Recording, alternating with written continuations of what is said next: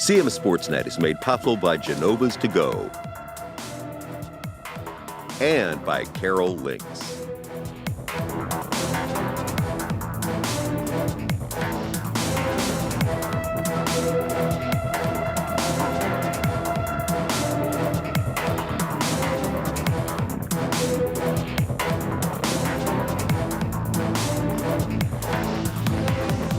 Hello everyone, I'm Pat Stoetzer. Welcome to the CMSportsNet Football Game of the Week. A little different this week. Week 7, we've got a special broadcast for you tonight with 3 Carroll County Athletic League matchups. We've got South Carroll at Liberty, Westminster at Century, Man Valley at Francis Scott Key. Everyone's already kicked off. We're looking forward to some exciting games from around the county this evening. And we're going to take a quick break and hear from our sponsors, but don't go away. We'll get right back into the intros of these games. The Game of the Week broadcast will be right back.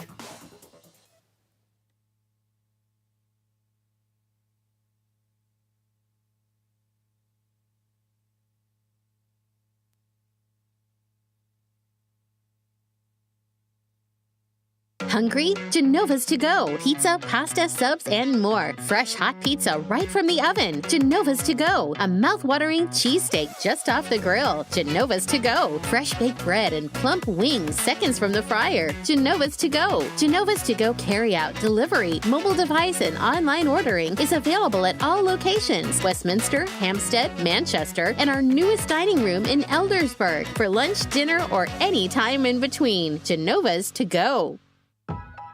There's a lot about Sarah and Tara that's exactly alike. They drink the same coffee, they have the same great job, and they both have a high-quality education. The only difference? Sarah spent her first 2 years at Carroll Community College, getting the same exceptional education, but at less than half the cost. So while Tara uses her paycheck to make student loan payments, Sarah can use hers for other things, like going out for coffee. Get started at carrollcc.edu.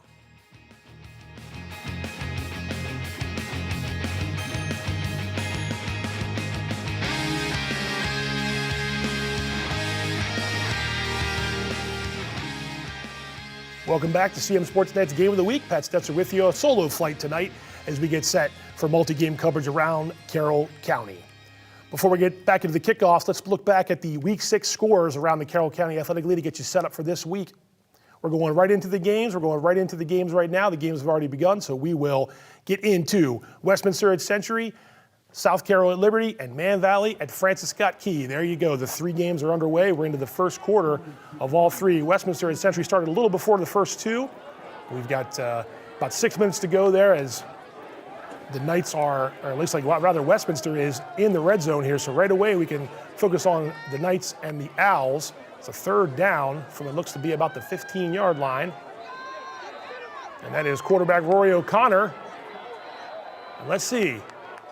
Pass is caught. That's Braden Troop right down near the goal line. Looked like Troop thought he was in the end zone, but it looks like it's going to be a 1st and goal situation for the Owls. So right off the bat, we're midway through this first quarter, and with no score there, as you see, the Owls are definitely in business now. Well, actually, look that would have been a 3rd and goal. Yeah, okay, they did move the stick. So 1st and goal now, down at the 1. So it looks like we could have the first points of our night coming from Westminster.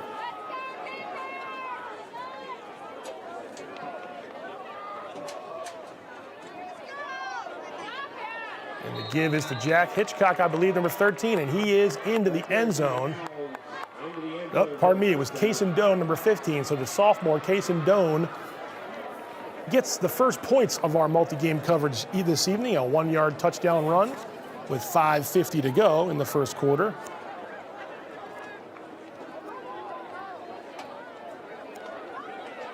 Doan and Jack Hitchcock, I mentioned Jack Hitchcock, they have been quite the 1-2 punch for Westminster here.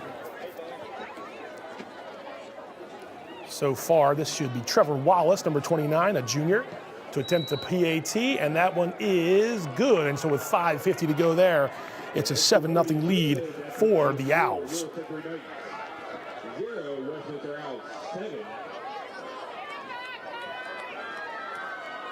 Westminster coming into this game with a 4-game winning streak, trying to stay undefeated in the county. Now we'll go back to South Carroll Liberty at the Lions Den in Eldersburg with about 8.5 minutes to go in the opening quarter. Looks like the Lions are on offense, and Down near the red zone, there's your starting lineup for the Lions with Chase Miller, one of the top QBs in the county, and Tristan West leads the county in receptions and receiving yards, and the big boys up front for Liberty.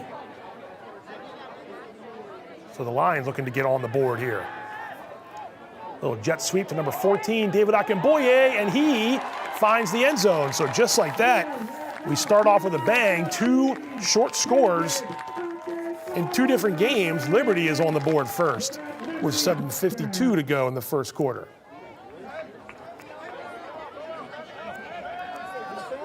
Out to Uniontown, where Francis Scott Key is hosting Man Valley. It's a 3rd and long, and that's Jacob Etzler, who's going to keep it around the right side, and I think he picked up a first down on a 3rd and long play.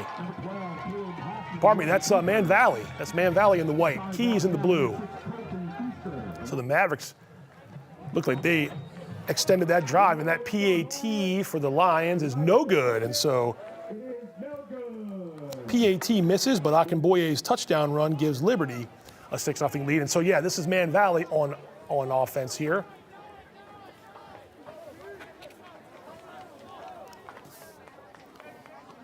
That was number 12, Caleb Hoffman, who I believe is in the quarterback position here. Let's see. This looks like another, yeah, it's going to be Caleb Hoffman. So Matt Ferran was the QB, or has been the QB for most of the season. This is Al Hoffman again on a run. Cuts it back inside. Nice run by the senior, listed as a running back defensive lineman, but he's taken some snaps here at QB as you see FSK's starting defense.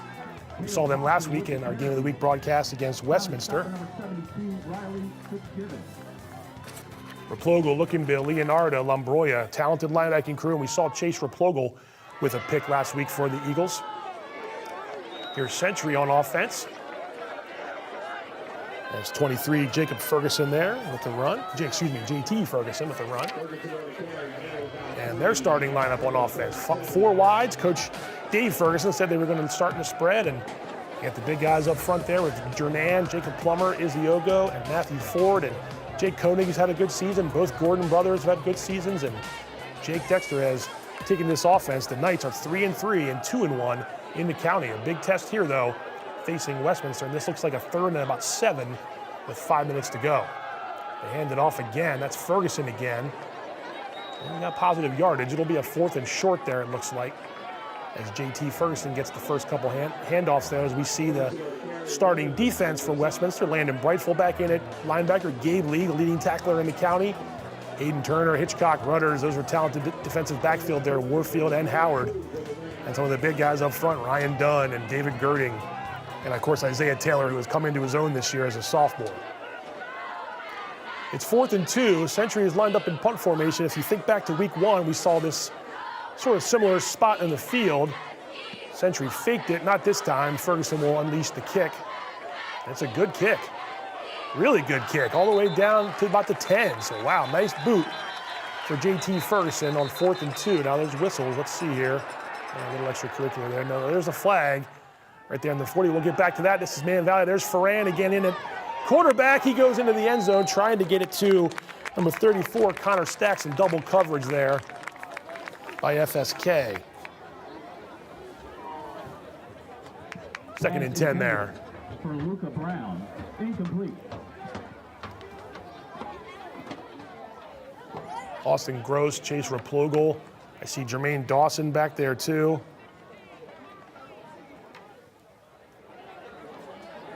All right, back to Eldersburg, where South Carroll's on offense at around the 20-yard line. And this is a broken play here. It's going to go well to the Cavs. All the way down inside the 30-yard line. I believe that was number 0 for South Carroll, and that is Anthony Rodriguez, their leading rusher and one of the top rushers in Carroll County. And a long run for Rodriguez has the Cavaliers set up in good position here. Inside the 20, so a long run for the junior Rodriguez.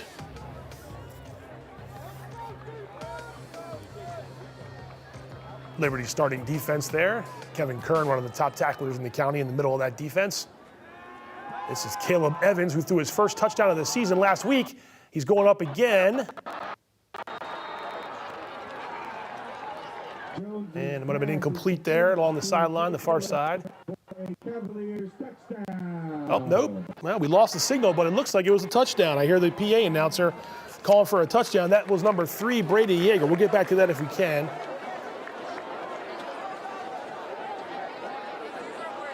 Westminster, after that great punt by Ferguson, back inside the 10-yard line.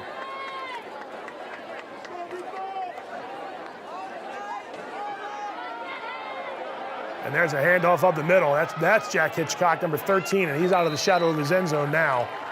And that is a big first down to get the Owls offense out of that safety area or wherever. Just, you don't want to be back near your own goal line at all, anytime on offense. So that'll be a first down at the 20. So picked up about 12, 13 yards on that run. Did Jack Hitchcock, and he is Westminster's leading rusher going into this game.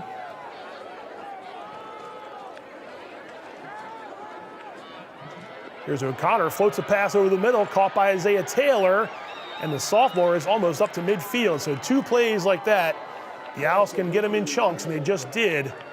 That's up past the 40, near the 45-yard line. There's Westminster's offense. I mentioned O'Connor leading the county in passing. Sprinkle and Troop. Dunn, Triplett, Barry, Wangert, and Girding make things tough on opposing defenses.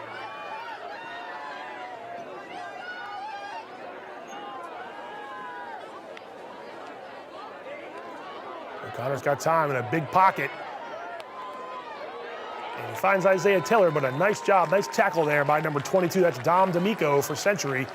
He's one of the top defensive players in Carroll County, so a good job there by D'Amico. And there's that defense. Dylan Barnes, Odelius, D'Amico, and Ferguson roam the middle there with the Gordon brothers and Dylan Vroon, who has a defensive touchdown earlier in the season.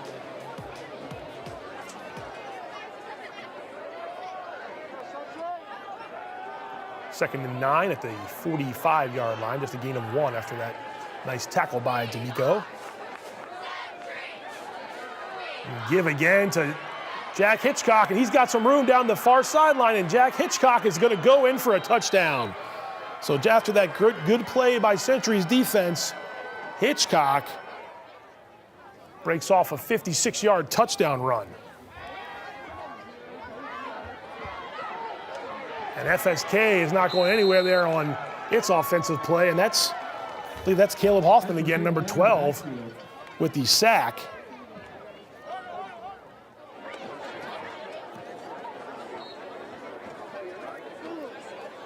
So yeah, that touchdown is good for the Owls, and Jack Hitchcock and Kaysen Doan each have 1 rushing touchdown, and we're not quite finished with the first quarter.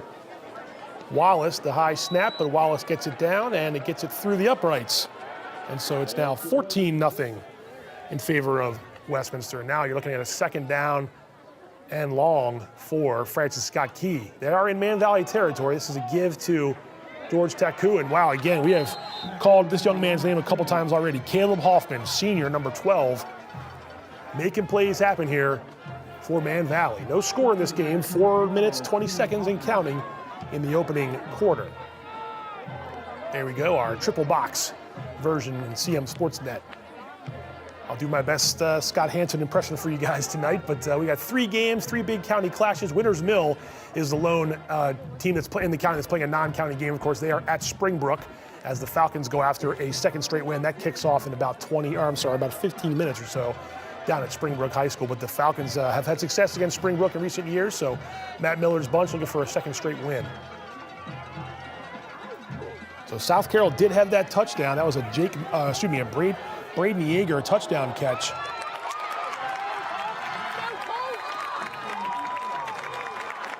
And FSK, let's see. They broke off a big play. They're sort of celebrating here. It's Colton Feister, I believe, number 6.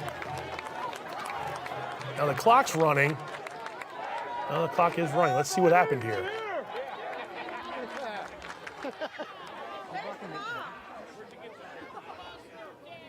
He must not have gotten all the way in.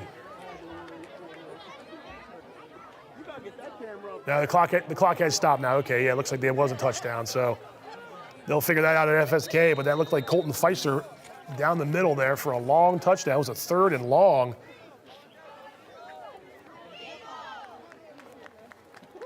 And the extra point at FSK is good, and so it looks like the Eagles have scored first with 3:09 to go.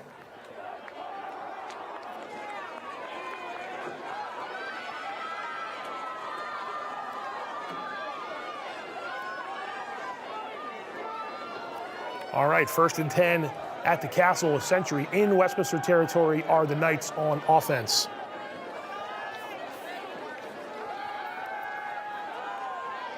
Dexter's pass caught by number 5, Christian Gordon, one of the Gordon brothers.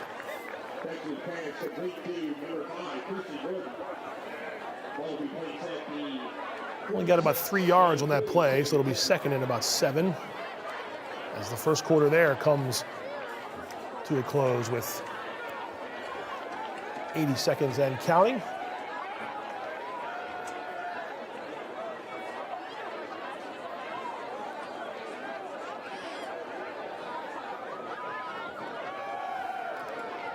Another handoff right into the teeth of that Westminster defense.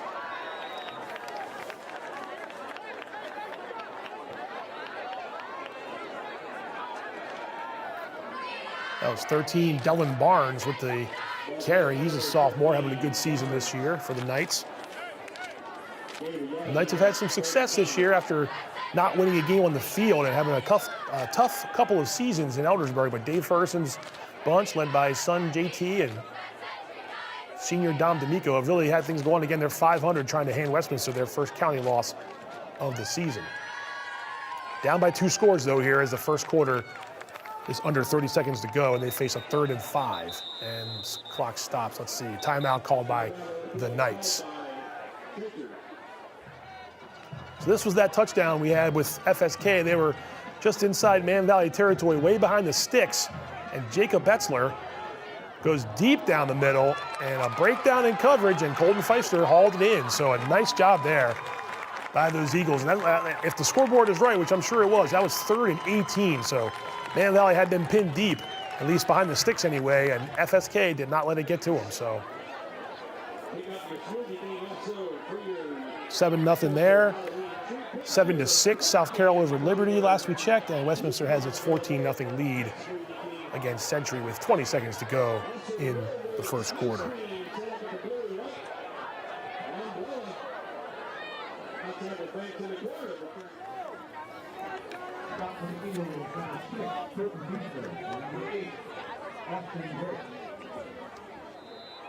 Here you see some action from all 3 games.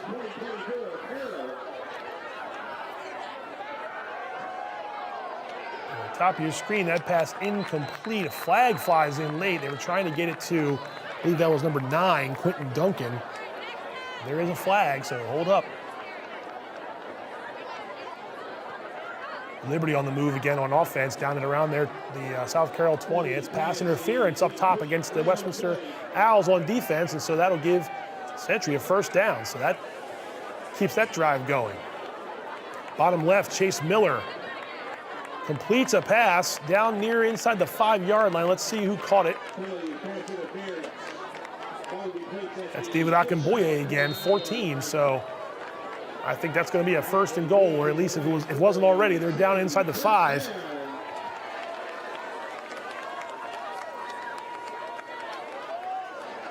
And here's Century inside the 30-yard line now, 1st and 10 after the penalty. That's a handoff. JT Ferguson gets out of bounds, and that was a good run on 1st down for Ferguson and the Knights. He comes up a little bit gimpy, and here is Liberty trying to regain the lead after South Carroll scored and kicked its PAT a few minutes ago. There's Chase Miller, and the handoff is to Kevin Poole. Didn't get very far. Good job there by South Carroll's interior defense. So they're down to 2, according to the PA announcer there at the Lions Den. So 2nd and goal from the 2 with about a minute to go in the opening quarter.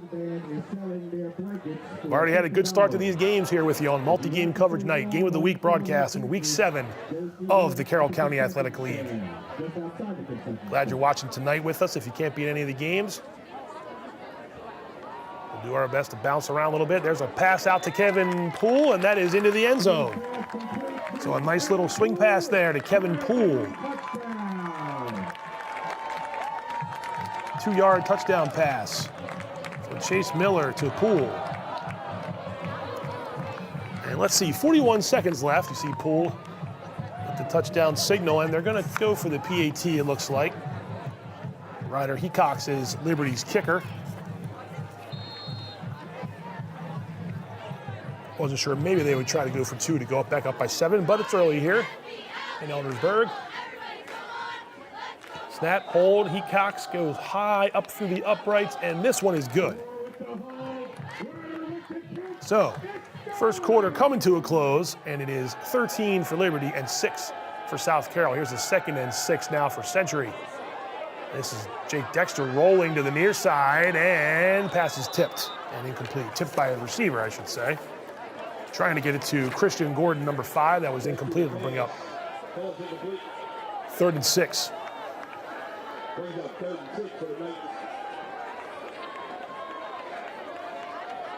From the 25-yard line. So a good drive here from Century.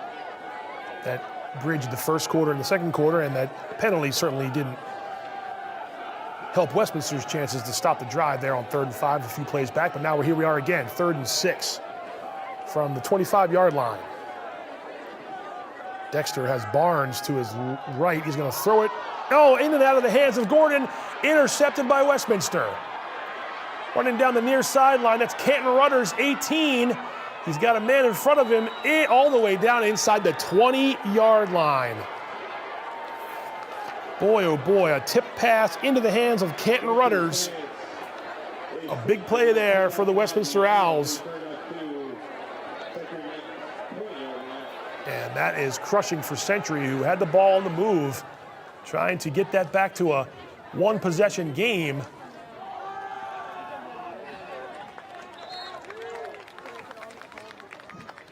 Jacob Wright gets the carry once again. Taking down number 55. FSK with that one touchdown lead. Final minute of the first quarter coming to a close here. And Man Valley has it in FSK territory once more.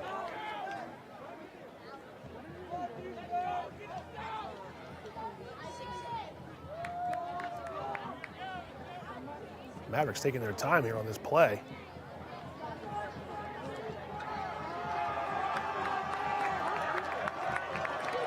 That is Ferran back in at QB. Luca Brown goes in motion. Ferran runs toward his sideline. Pass is caught. Give that one to 19, Gannon Hackler, senior wide receiver.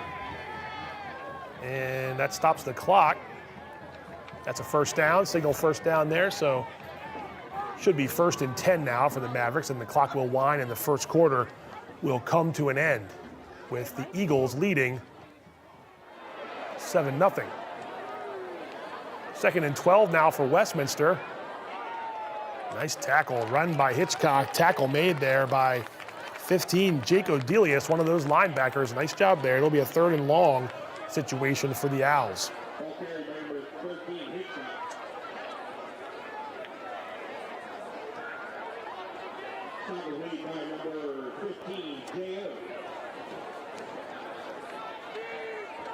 So it looks like the ball's back at about the 22-yard line on 3rd and 12 now for Westminster.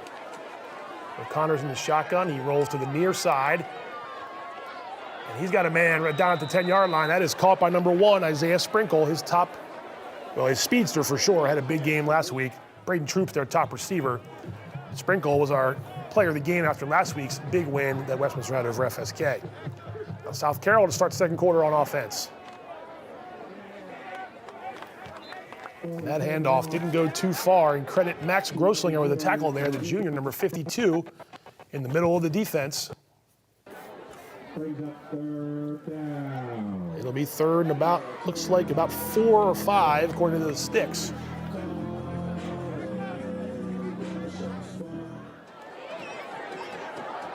So Westminster inside the 10-yard line. Looks like it might be a second and goal situation from the 7. Slant pass is caught in the end zone.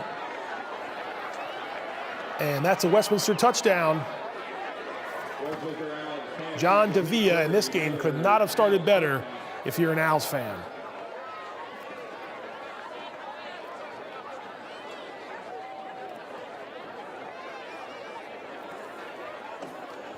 Little surprised at the discrepancy so far, but not surprised that Westminster is putting points up because they've been doing it very well lately. They have gotten themselves back identity-wise, trying to figure things out here in the beginning of the season. They had the tough customers. The extra point is good. Franklin and Frederick is no easy way to start the season. They had Walkersville in there too. They started 0-2. They have not lost since, and they are on their way right now to another victory. Plenty of game left, 9:25 to go in the second quarter. But Westminster leads 21-0.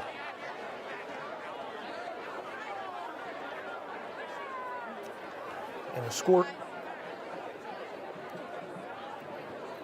score here is 21-0 in favor of Westminster. We had a score update. We won't be able to show you the play. We had a couple of technical difficulties there, but this is the point after try for South Carroll to go up by a point.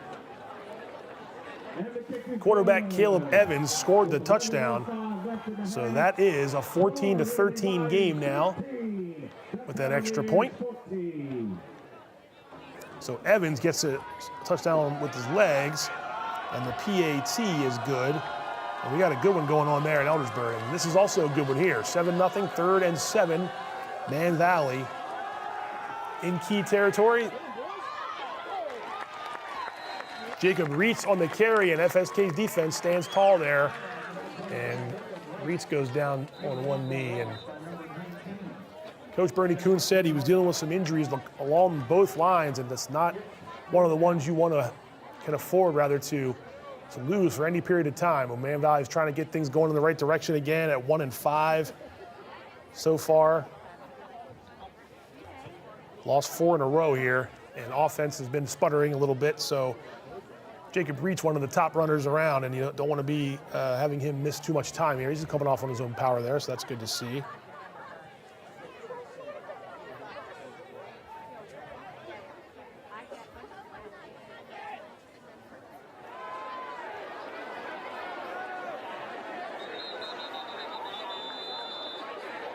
So 2nd and 7, a flag flies before the snap. It looks like it's offside on, or encroachment rather, on either way you want to call it. It's 5 yards against Westminster, so it'll be a 2nd and 7 now. It becomes a 2nd and 2. So a little easier, a little more manageable if you're Century's offense.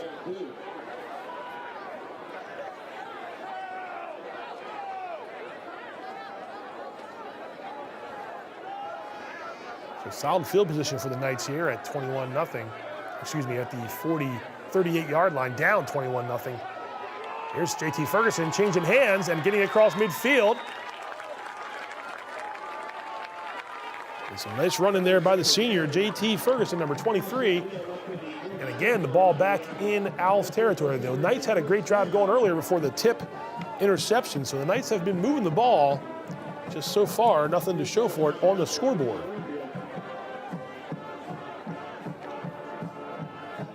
There we go, we got our triple box back. All 3 games going on at once. Slant pass from Liberty, caught over the middle, and this is a nice play, nice tackle there. Otherwise, Sean Case, I believe, 35 for the Lions, had some more room to go. Oh, pardon me, that's Riley Wickline, forgive me. Sean Case is 17, I think, so Wickline, nice catch and run.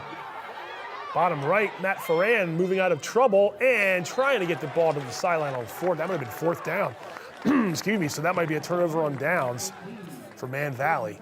So good pressure there by the Eagles defense to preserve that shutout with 9 minutes to go in the second quarter. Clock running bottom left. Chase Miller going deep down this near sideline. Yeah, into double coverage. We're trying to get to Tristan West, and I think there's going to be a penalty marker, and it looks to be on South Carroll.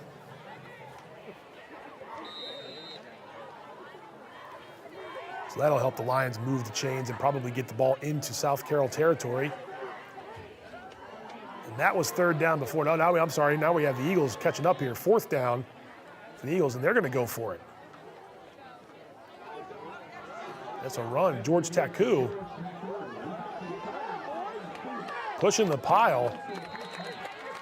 I'm wondering if that is really fourth down. It'll be a strange play call on 4th and 15, but they're staying on offense, so I think the scoreboard might not be updated. It looks like it's second down now.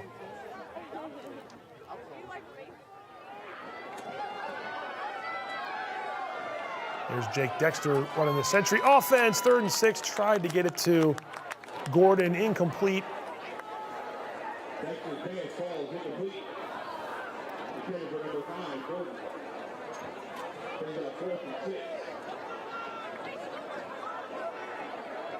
That brings up 4th and about 6 from the 41 of Westminster. And the offense back on the field. Or at least it looks to be back on the field. There's a nice screen pass after South Carroll went for the pressure. This is Kevin Poole. And Kevin Poole all the way down inside the 10-yard line. So Liberty back in business again. South Carroll went for it on defense, and the Lions drew it up nice on that play call. Little swing pass out to Replogle. So a nice play there for the Eagles. They pick up a first down. Caleb Hoffman knocked him out of bounds, but Replogle's catch and run is good for a first down.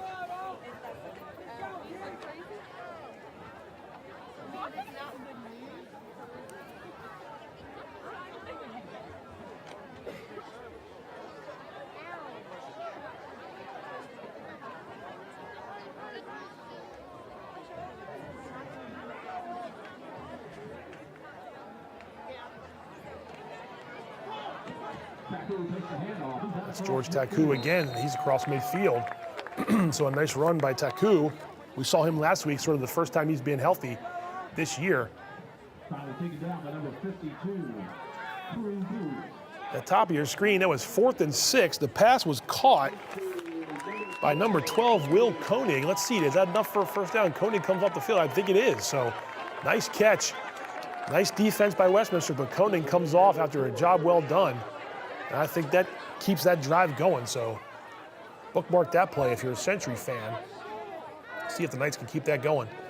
Meanwhile, we got a 2nd and about 6 for the Eagles, who are just over the midfield into Man Valley territory. Etzler gets it out to Jermaine Dawson along his sideline. Dawson slow to get up, but that was a catch, I believe. And Dawson a little bit of a limp as he goes back to the sideline, or the huddle, I should say.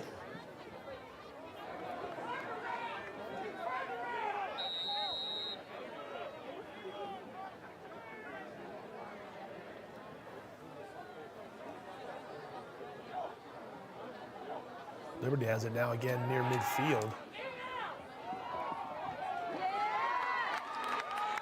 And that pass caught. And that's Akinboye again, so he's had quite the start to this game. He had a touchdown run midway through the first quarter and had a catch on a few drives ago, and there we see another catch by number 14.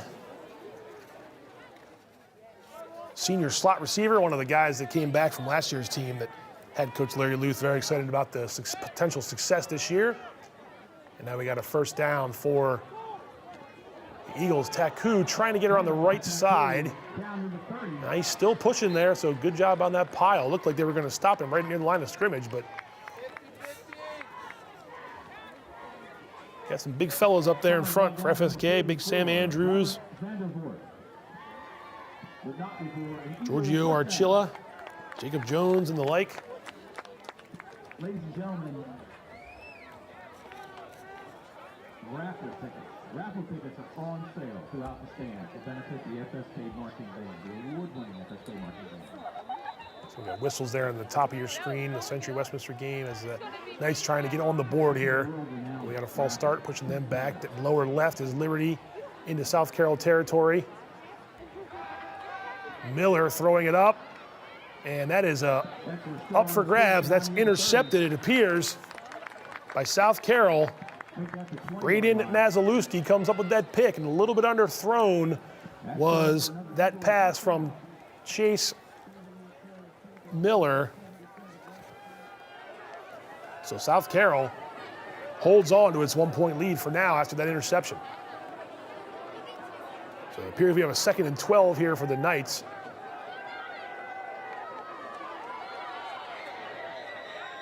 Good job there by Nick Comfort to sniff that out. That was a pretty good play there, design. Pass was caught by Will Koenig. He was going to cut that back in to get a block from JT Ferguson, but number 20 for the Owls, Nick Comfort, the junior defensive back, kind of snuffed that one out. All right, let's see if South Carroll can take advantage of that turnover. And there's a handoff. Nice cut back to the middle by, I believe that's Anthony Rodriguez, number 0. Picking up 7 on first down, or at least on that play. So a good start if you're a South Carroll fan on offense here.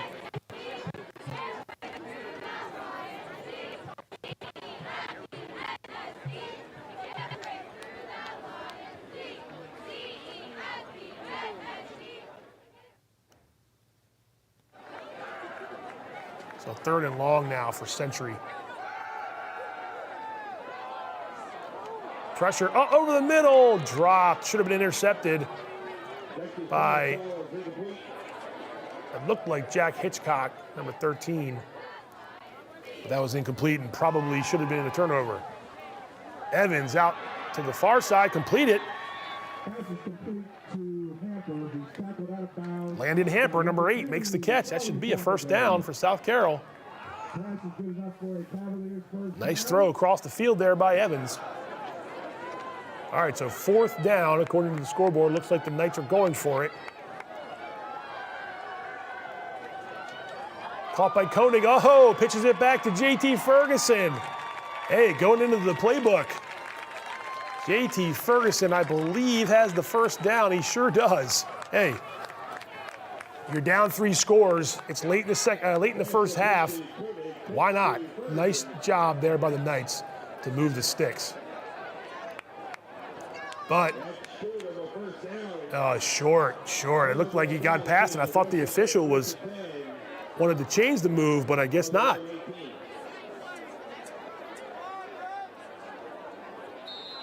Wow, good play call. Just comes up a little short for Century.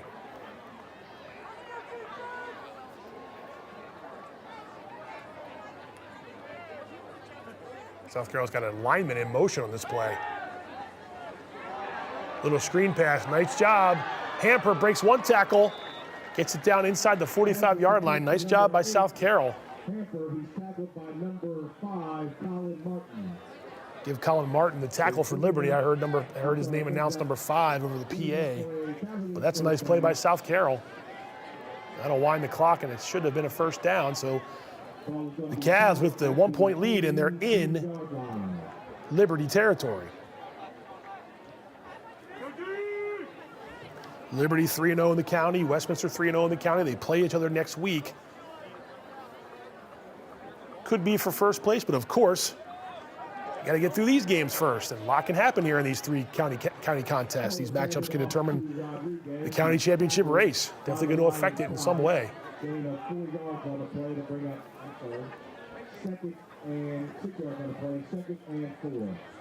6-yard gain there on that run by South Carroll brings up 2nd and 4 as we are into the second half of this second quarter, midway through the second quarter, a little bit less than that, 5.5 minutes to go before halftime at the Lions Den.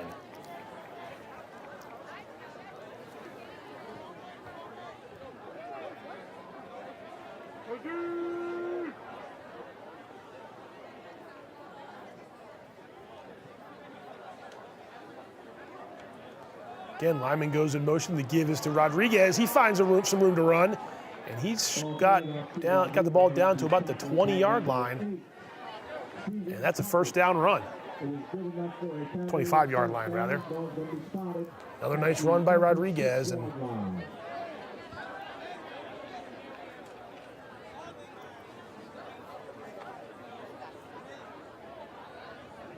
South Carroll breaks the huddle with 4:50 left in the second quarter, trying to extend their lead. They already missed the PAT on their first touchdown. And since then, it's been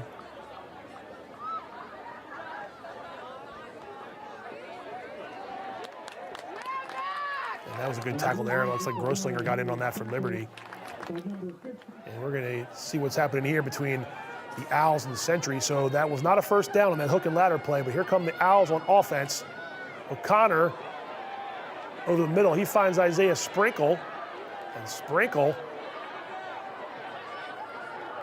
still going, moving the legs. Ball comes out. And let's see. Did JT Ferguson get the ball? And they are going to give, it looks like they're signaling turnover. Wow, Isaiah Sprinkle doing all he could to sort of make things happen. Maybe just one too many, but that's a turnover. And so the Knights get it right back on offense.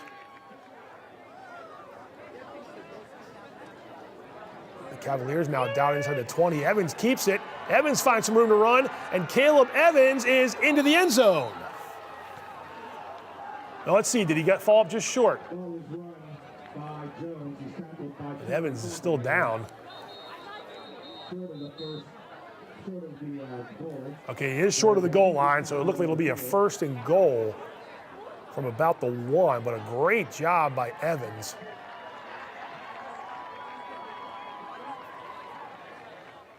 And he's already up, looked like walking off the field, so maybe the wind got knocked out of him, but South Carroll on the doorstep here. As we check back in with Jake Dexter, he tried to get around one man, he could not get around Nick Comfer. And now Dexter's down. He might have fallen the football. Tough sledding for these QBs.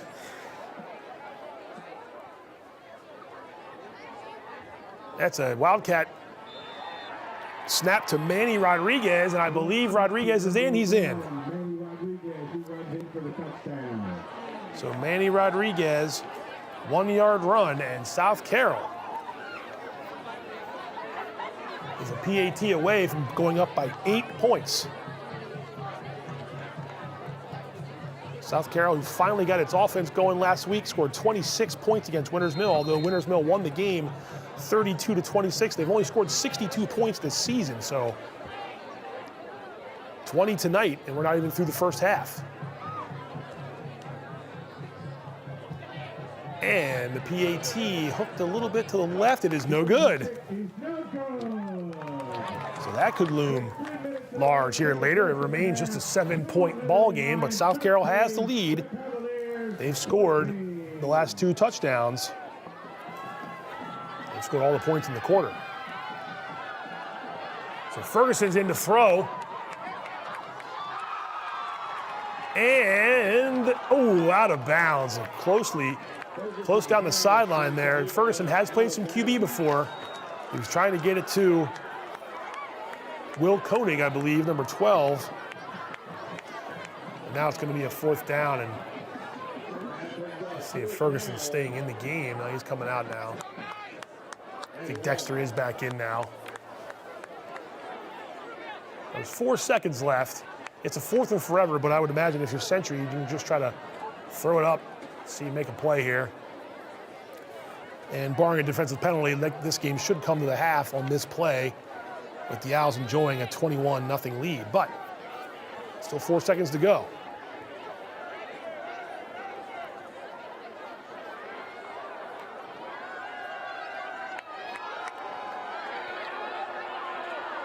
Incomplete. He was trying to get it to Koenig one more time, and that was incomplete. And so we've reached halftime at the Castle in Eldersburg.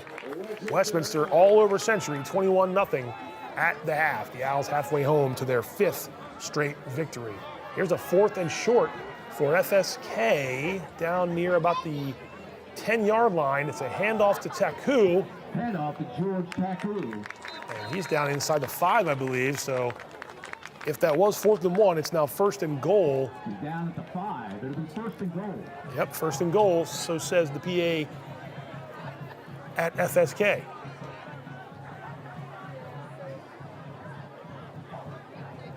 Now Liberty trying to get back in this game. Miller completes it to Wickline, 35, tackled down there.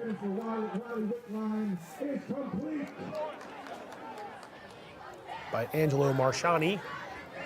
I saw number 4 in there on the tackle. Now we'll see if what they can do here down around the 5-yard line. And a whistle. I think they started early. Let's see if they get him for a false start. We'll come back to that.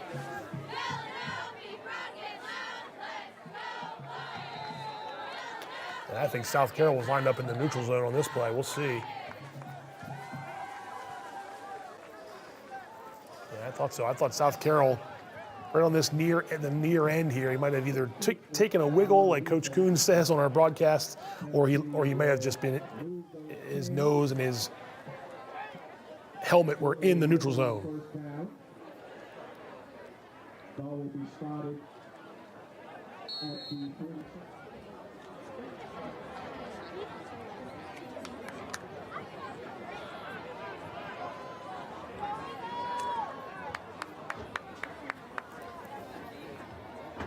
All right, so FSK can pad its lead here.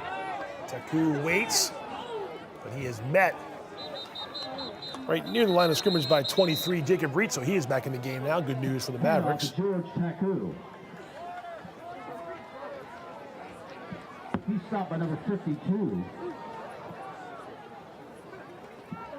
Crew Boog was in on that one as well, but I saw Jacob Reitz in there too, 23, so a couple of familiar names from Man Valley's defense. And a timeout taken there with 59 seconds to go.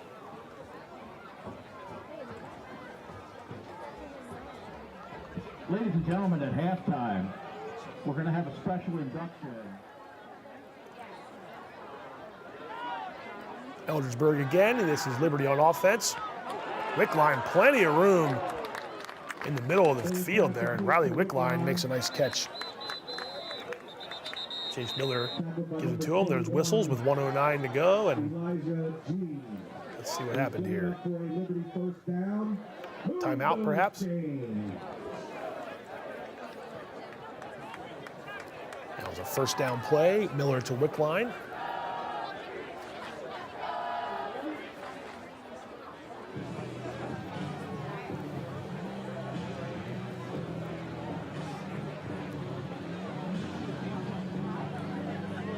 So there's the update for you. They've reached halftime. It's homecoming at Century, so a little longer halftime between the Owls and the Knights, and we've seen the Owls jump on the Knights here in the first half. 21-0 is your score as Westminster looks to go after its 5th straight win. We didn't get a chance to go over some of the pregame stuff for you because the game's kicked off a little bit early, but Westminster in that series, Century hasn't beaten Westminster since 2009. You got to go all the way back to 2009 when the last time the Knights have beaten Century, I believe the Knights beaten Westminster, I believe it's 12 straight wins for the Owls in that series, and that was Chase Raplogle on a little bit of a jet sweep. Down inside the 5-yard line. So the Eagles get a little closer. And there's Miller up top to Tristan West, his trusty receiver, taken out of bounds by number 2, Jake Miller, but West makes the catch. And that looks to move the chains.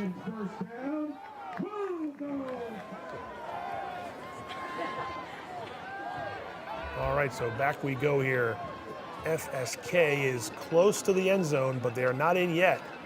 And the clock's running, and Taku, and he didn't get in. George Taku ahead for a short gain. And so the whistles stop the clock with 16 seconds to go.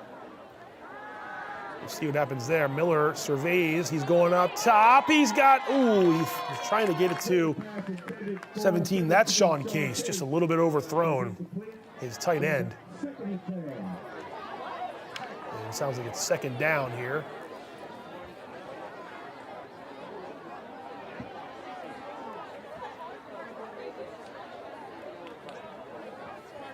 timeout in Uniontown, FSK and Man Valley. Still 7-0 there for the Eagles, so you're not missing anything there. He is getting close to the end zone, but Man Valley had stopped Teku on the last couple plays in this drive. Here we've got Liberty down by 7, less than 30 seconds. Miller completes a pass. West catches, turns out of bounds down around the 12-yard line. So the Lions threatening here to potentially tie the game with a touchdown and a PAT.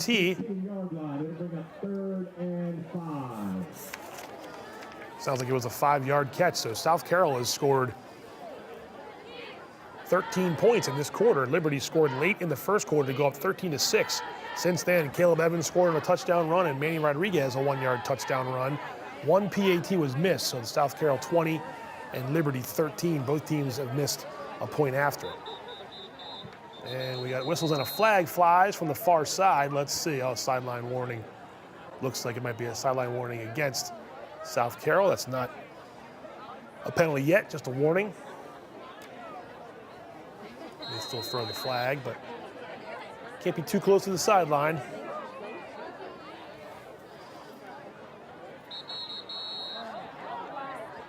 And whistles again.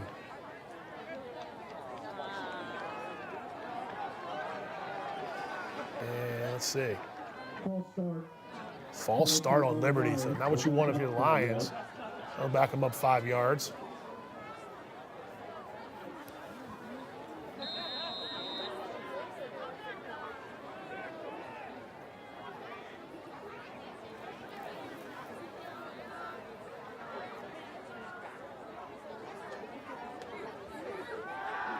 Miller throws off the back foot, rolls to this side.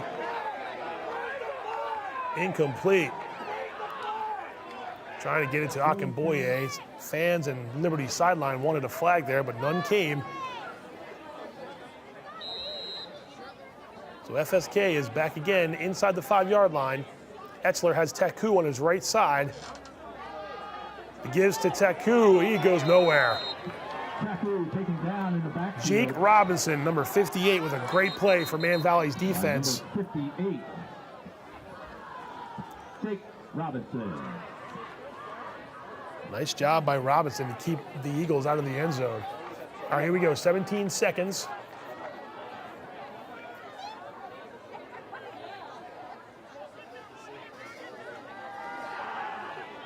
Miller buying some time, looking for some receivers, throws it down into the end zone. It's tipped and it's intercepted. Interception.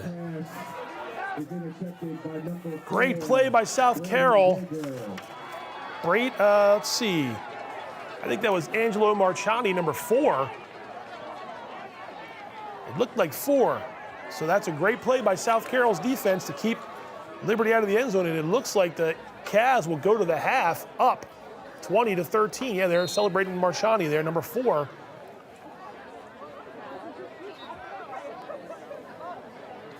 That was a tricky pass play there, just a lot of bodies in the end zone. It looks like South Carroll will take the knee, and I would too if I was South Carroll going to the half.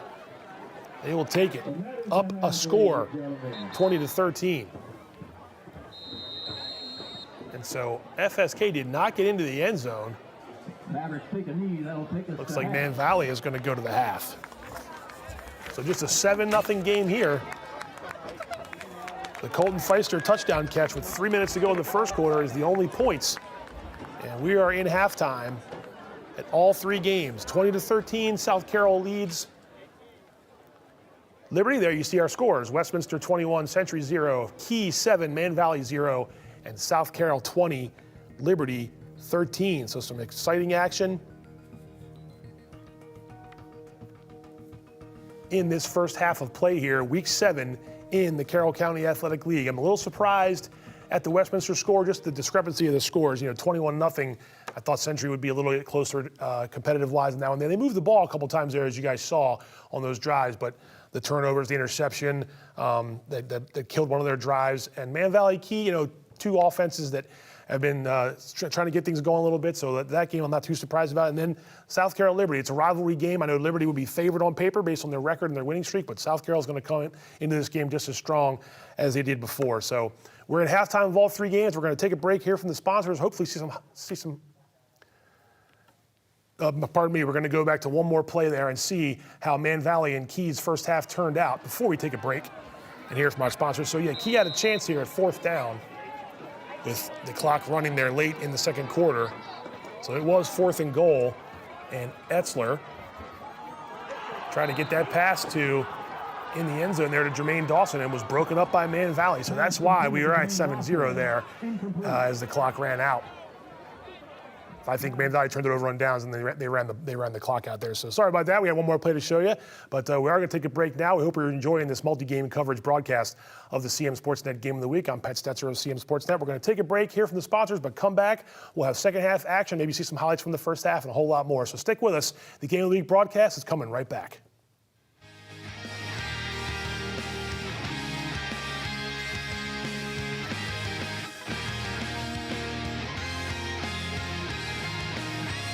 Hungry? Genova's to go. Pizza, pasta, subs, and more. Fresh hot pizza right from the oven. Genova's to go. A mouth-watering cheesesteak just off the grill. Genova's to go. Fresh baked bread and plump wings seconds from the fryer. Genova's to go. Genova's to go carry-out, delivery, mobile device, and online ordering is available at all locations. Westminster, Hampstead, Manchester, and our newest dining room in Eldersburg. For lunch, dinner, or any time in between. Genova's to go.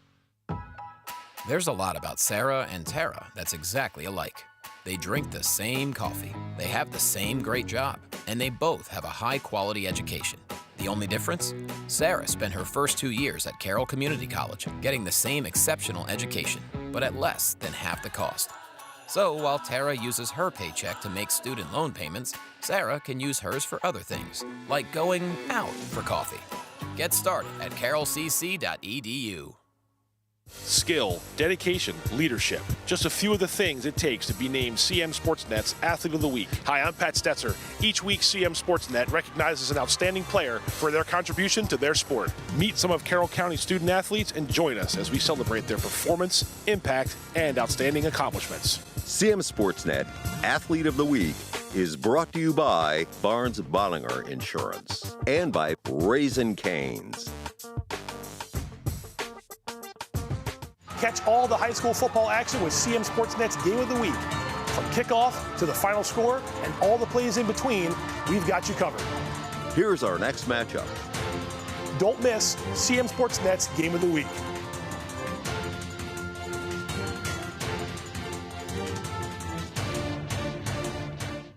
My name is Cooper Sheeler. I'm a senior at Winters Mill, and I'm here interning at the Community Media Center. I recently saw this opportunity because I was playing football over at Winters Mill, and I saw the Community Media Center filming and broadcasting a couple of our games. So I thought that was a really cool way to connect with the community, and I really wanted to be a part of that. Pretty much what I do throughout the day is I help with graphics throughout their Game On segments and Game of the Week, and I also help out prepare stats for all the seasons, the spring and the winter and the fall. I update all those, and I pretty much go around and I can just help out. I can help out at games when they're preparing for a Game of the Week. I've done a couple podcasts here at Community Media Center. I would highly recommend people come in here for an internship. It's a lot of fun. The people that work here are really nice, and you get to experience a lot of cool things that you've probably never done before. Hello, I'm Rachel Cash, the director of the Be a Ray of Sunshine Foundation. We established the foundation to honor our beloved daughter, Mackenzie Ray, a class of 2026 Westminster High School student who tragically passed away in December 2022. Mackenzie was a kind, passionate individual who cared deeply about anti-bullying, volleyball, her family and friends, and she dreamed of becoming a military nurse. Our mission is to continue Mackenzie's legacy by advocating for anti-bullying initiatives, youth mental health awareness, compassion for animals, and by providing scholarships for students with similar interests. With 1 in 5 U.S. youth facing a mental health disorder each year, and suicide being the second leading cause of death among teens, our work is more crucial now than ever. We are dedicated to creating a safe and supportive environment for our youth through collaboration with parents, schools, legislators, and community leaders. We are honored to receive the Community Foundation of Carroll County's 2024 Philanthropist of the Year Rising Star Award, a testament to the positive impact we're making in our community. Visit BRAEofSunshineFoundation.com to find out how you can contribute. Together, we can make a meaningful difference and bring a ray of sunshine to the youth in our community. Thank you for your support.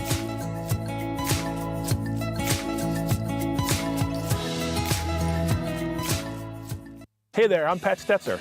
And I'm Michael Duffy, inviting you to join us for The Score and more. Each week, we'll talk about high school sports in Carroll County. We'll share information about upcoming games, highlight coaches and athletes, and much more. We'll even try to have a little fun along the way.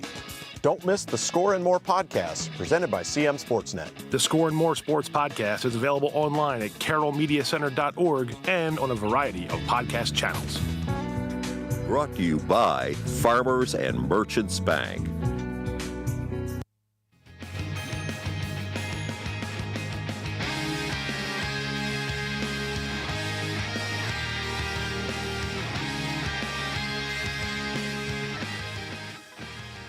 Scratching my nose as we come back. Welcome back.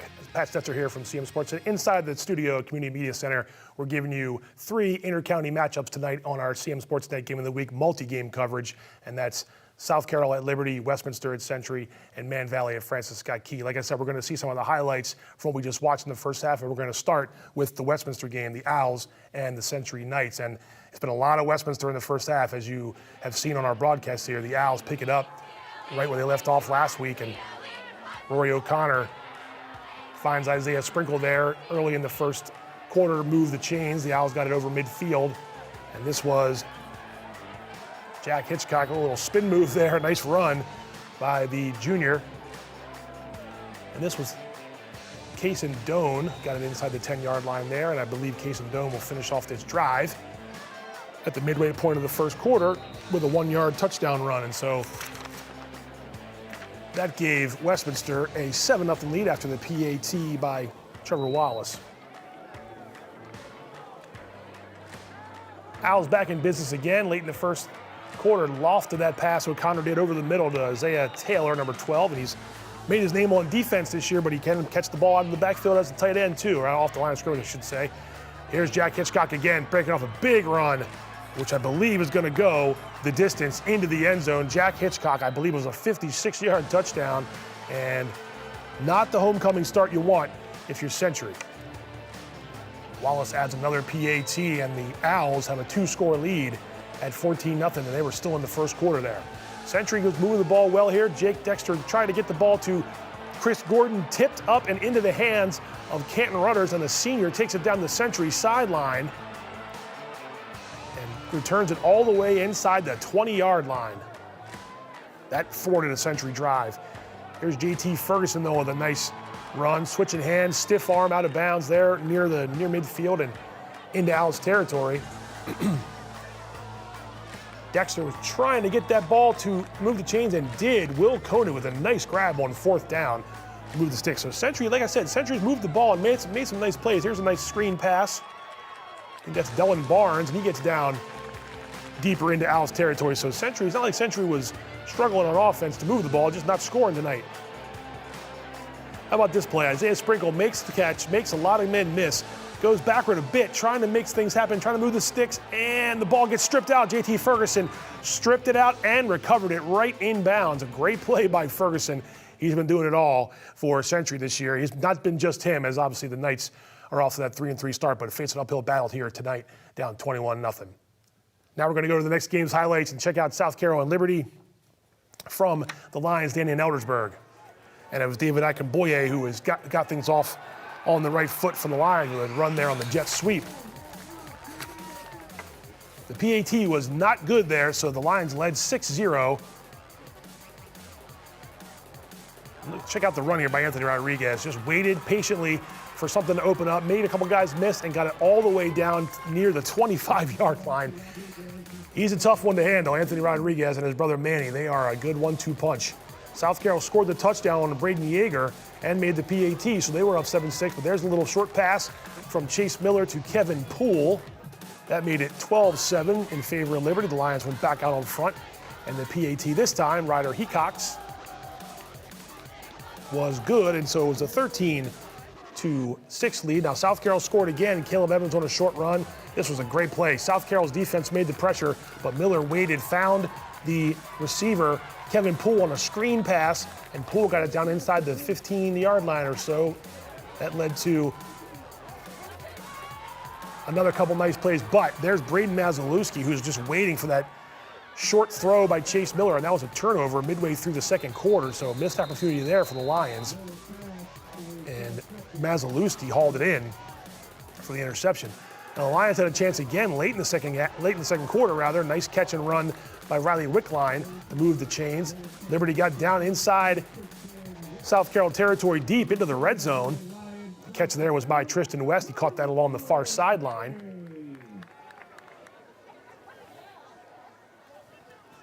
And here was Miller with some receivers to his right. He's going to elude a little bit of pressure, buy some time, but a lot of bodies here in this end zone.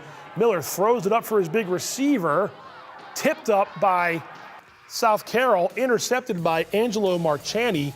There was give the tip to Jake Miller. So big play there by South Carroll to keep Liberty out of the end zone. They had the lead 20-13. We are back alive now. We're going to take you live to the Castle in Eldersburg, Westminster and Century. They started a little bit earlier than the other games. They are going to be kicking off here, or they have kicked off here in the third quarter in Eldersburg. We're going to take you to those games here momentarily. And here we are. They are kicking off here. And Century will receive to start the third quarter.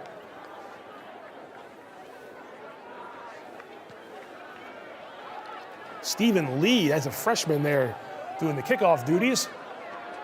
And this looks like Will Koenig, receiver for Century. So the second half is underway. We'll get you to those other two games when they begin their second halves. Again, FSK leading Man Valley 7-0, and South Carroll has the 20-13 lead over Liberty.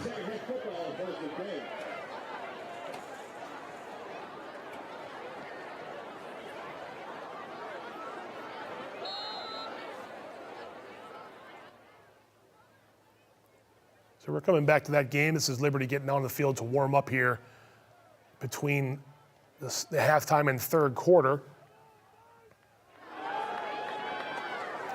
So here we go, 1st and 10. Jake Dexter at quarterback still for the Century Knights at around the 30-yard line. There's a give up the middle to, I believe that was JT Ferguson.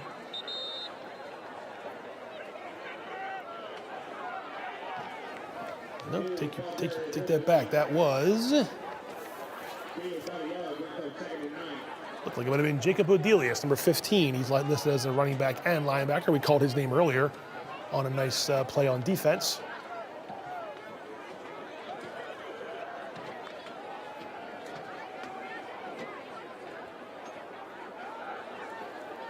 Just a 1-yard gain, and Ferguson is back there now. Makes the first man miss, but the next 2 or 3 Owls are there to push him backward.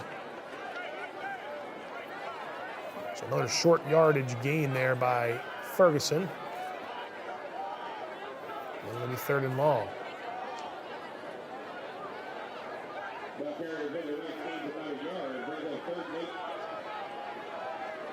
But D'Amico and Ferguson come off the field in this 3rd and long, and Jake Dexter gets the play from the sideline and trots back into his huddle.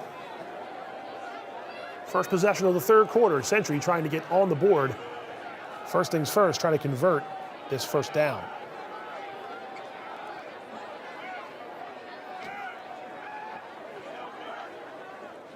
There's Isaiah Taylor for Westminster on the near side, and let's see, whistles. Delay of game. Here are the Man Valley highlights from the Man Valley game against FSK. We'll get back to the live action momentarily, but this game low scoring and defensive struggle, or defensive minded first half to say the least. And we saw Caleb Hoffman, number 12, playing some QB early on. We did see Matthew Ferran get back into the game, number 7 for the Mavericks, but that was Hoffman.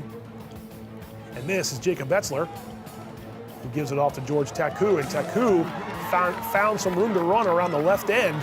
He got an inside Man Valley territory. So nice run by Taku. Keep that drive going. This was a 3rd and long, and this was the touchdown, I believe. Jacob Etzler finds Colton Feister over the middle, behind the defense. Feister does the rest. He goes in for the score. He made the PAT. They're up 7-0. Ferran out there with a pass by Troy Letizia, made the catch. But it was rough sledding there in the first half in terms of offense for the Mavericks. And they're down 7-0 as that game heads into the 3rd quarter. All right, here we go. 3rd and long for Century after that penalty.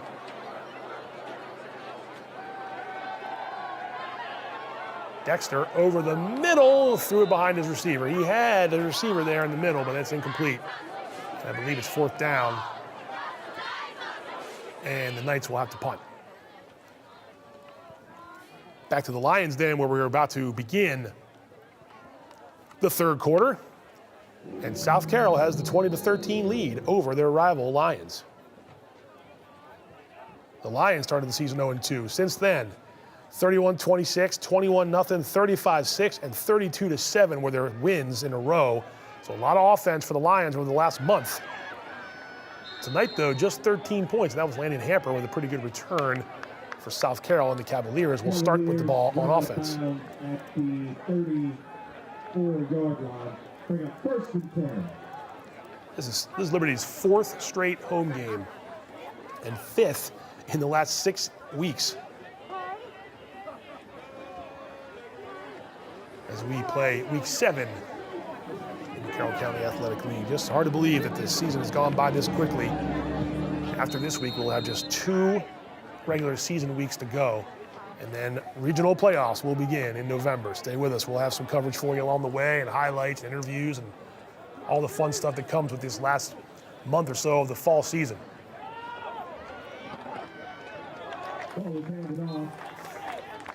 Nice job by Austin Saffron there, number 15 of Liberty, to stop that play, but a handoff to South Carroll to start their drive. And this is Westminster on offense now, up at the 32-yard line.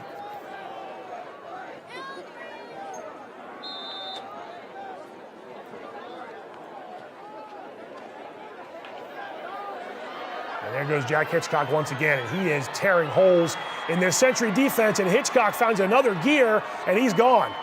Another touchdown for Jack Hitchcock.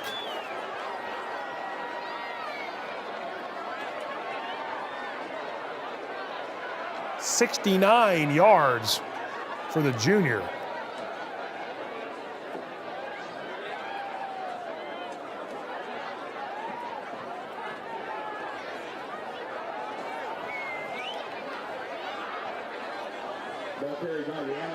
So just on the touchdowns, he's got a $125. He is having a night here for Westminster, and the Owls are rolling in this game.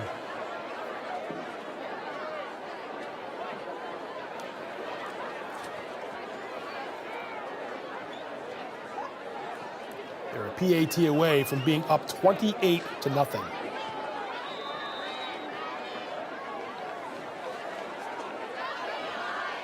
And it was good. So 9:23 to go, early in the 3rd quarter, and the Owls are almost in running clock territory in this one. Century's got to figure something out quick.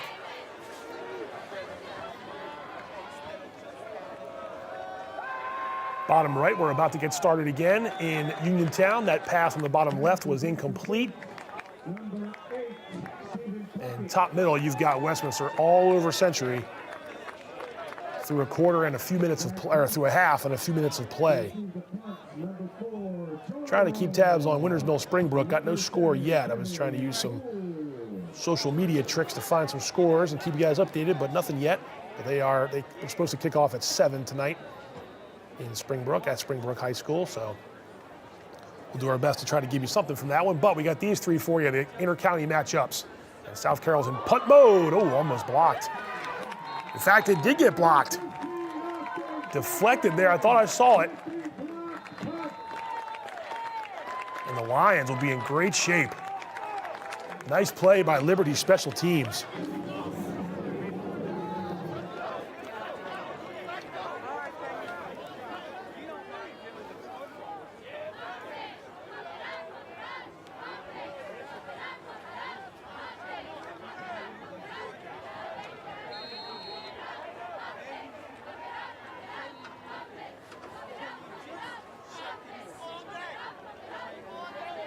So here's the Lions trying to tie the game up. Toss left, Poole cuts it back inside. A little bit more room to run. He's down inside the 10.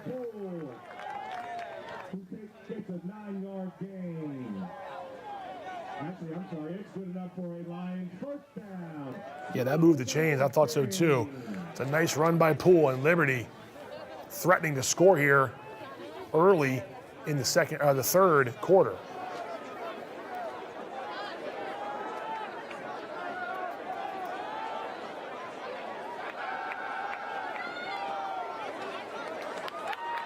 That catch is made by Dom D'Amico. Nice throw by Dexter on the play fake. And D'Amico trying to get more out of it, but that will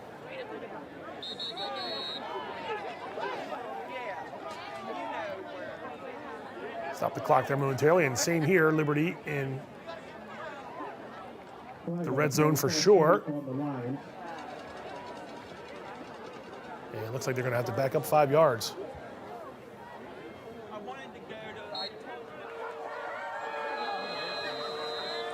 All right, third quarter getting underway in Uniontown, where the Eagles lead Manchester Valley 7-0, and the Mavericks get the ball here to start the third quarter. And there's Caleb Hoffman again. Wrapped up by number 31, Ben Lombroya, one of the Eagles that had his hands on that play. And there goes Kevin Poole up the middle, and Poole is into the end zone. So Kevin Poole, his second touchdown of the evening.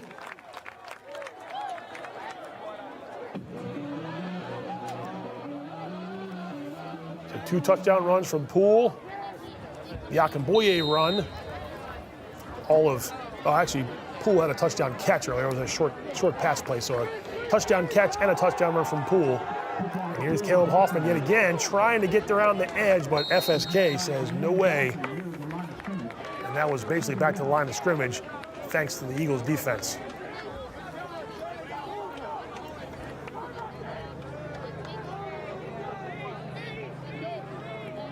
So it looks like Hoffman's back in at QB. Up, nope, Ferran coming in from the sideline there. So they gave him 1 according to the sticks there, so it looks like it's 2nd and 9.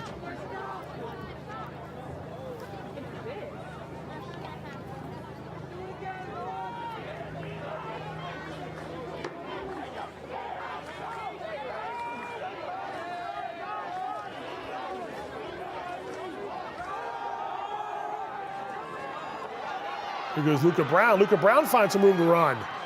And Luca Brown steps out of bounds around the 35-yard line and maybe even inside the 35-yard line. So a nice play there by the Mavericks, trying to get something going on offense. Jake Dexter's pass is hauled in.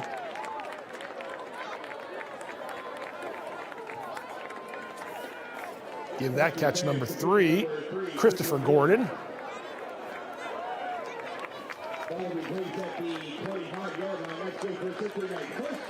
That's a first down for Century, down to the 25-yard line. So once again, Century has been able to move the ball a little bit here on Westminster. They haven't scored yet, but they have had chances down here inside the 30-yard line to make something happen.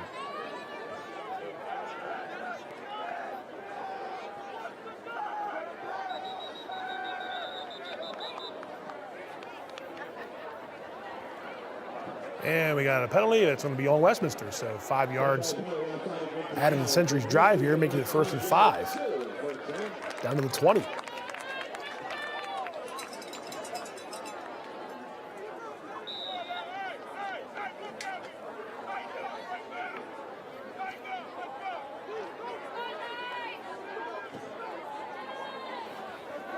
Triple box again for you. As Man Valley is getting close. Let's see, that they go in there? Let's see.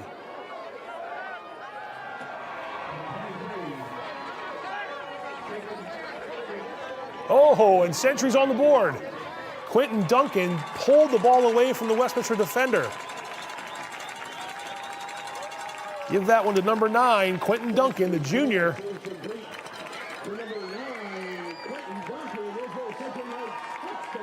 And the Mavericks scored 2. It's kind of both things happening at once there. So the Mavericks scored close to the goal line.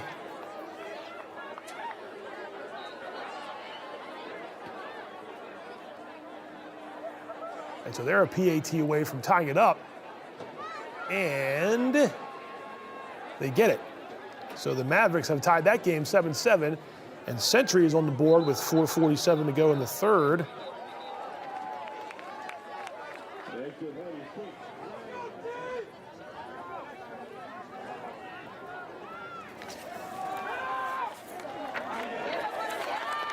That time, South Carroll's running game was going nowhere. Austin Saffron yet again.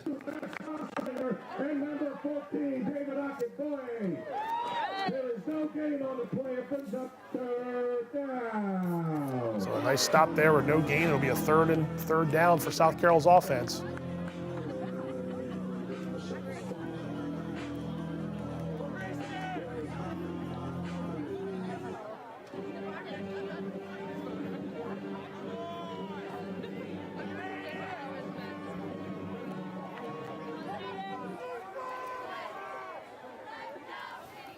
We are tied in that game 20-20 after the Poole touchdown run about 2 minutes ago. Here's Caleb Evans over the middle, intercepted.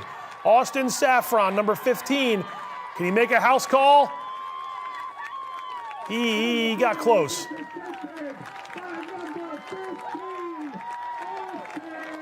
Great play by that young man. I don't think he scored, but he got close. Yeah, Miller's going back out with the ball, so setting up that offense, 1st and goal. What a turn of events here for the Lions.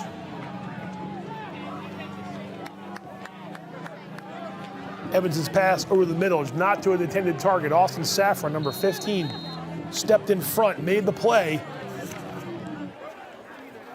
And now Liberty has a chance to take the lead. They're inside the 5, maybe about the 2 or the 3. It could be the 2. I'm going to say it's the 3. A little hard to tell from the angle, but it's 1st and goal. Short yardage here. Miller gives. Poole, can he get around the edge? He can.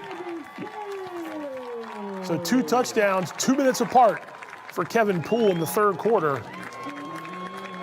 That's his 3rd of the night, touchdown-wise. He's having quite a night.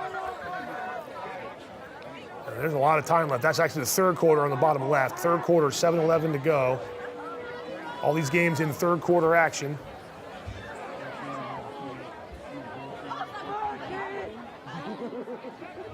Nice play there in the top of your screen. The handoff to Cason Doan, 15. Up near midfield. Now Liberty lining up to go for 2, it looks like. Let's see what they do down here. Bottom left of your screen. They are going for 2. Miller will throw it. And Tristan West will catch it. So a 2-point play. Interesting call there, but it pays off. The Lions are up 28-20. So after not scoring in the second quarter, they've reeled off 15 points in this quarter. Here we got Westminster on offense and Century on defense, and the Owls near midfield.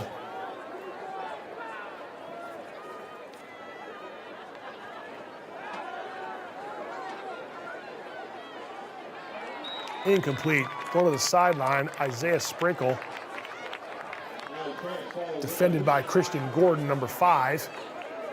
So 3.5 left in that one. Remember, this game started a little bit before the other 2, and then so the second half also begins before these 2 games. Here we're going back to FSK. Nice run, Jermaine Dawson. He breaks free into FSK territory down near the 40-yard line. A nice run by Jermaine Dawson, number 3. We haven't seen him run the ball too much the last couple of weeks. They've been giving it to Taku. Jermaine Dawson certainly making plays, though, and that was a nice run by the senior. He's been a mainstay for this team for a couple seasons now for Coach David Cunningham and his staff. And they are off to a 4-2 start to the season. Tough loss last week against Westminster and a close win the week before against Century. That's sandwiched between their 2 losses. They lost 21-0 in bad weather late in September at Liberty. They beat the Knights 2 weeks ago on a long touchdown, and then they lost big last week on our game of the week to Westminster. Here's a swing pass out to in the flat to number 2, Chase Raplogel. He gets some positive yardage there. And number 44, Robert Vandervoort, tackled him out of bounds. Robert Vandervoort. So positive yards there on first down for the Eagles, who had the 7-0 lead at halftime before the Mavericks scored moments ago on a short run. So Westminster punting, and the Knights get it back, trying to get back in the game. 3:19 to go, third quarter. There's a screen pass. And made a few men miss. That's going to should be good for a first down. Dylan Barnes, number 13, nice play.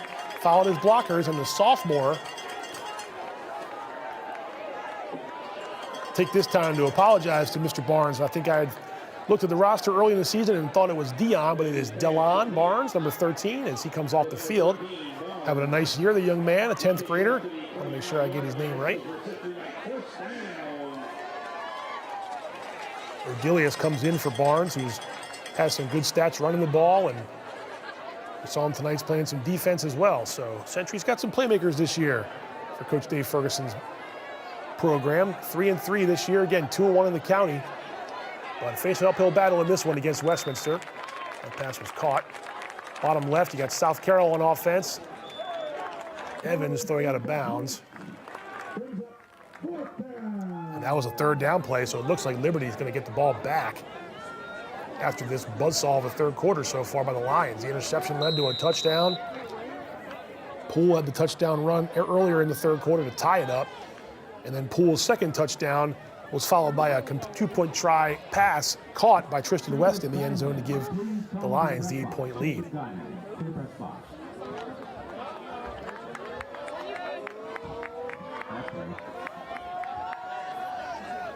So we'll go full to FSK. Clock is moving. A little low snap, but Dawson gets it around the right side. And he's taken down. That's 42, one of the top defenders on the team, Braden Foreman. He's stopped by number 42, Braden Foreman.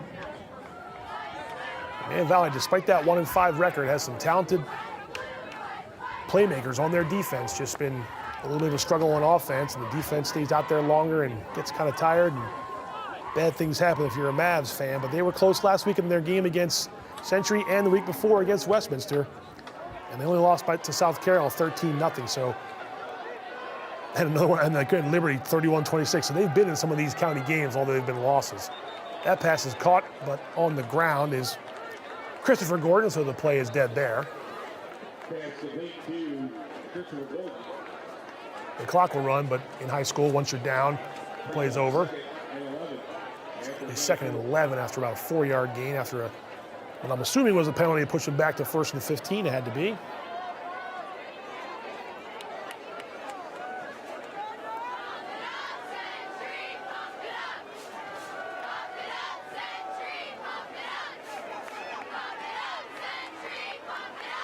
That pass caught on the other side of the field.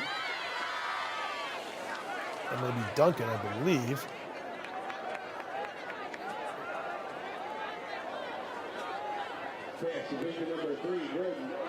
It was Gordon again, number 3. So that's Christopher Gordon yet again.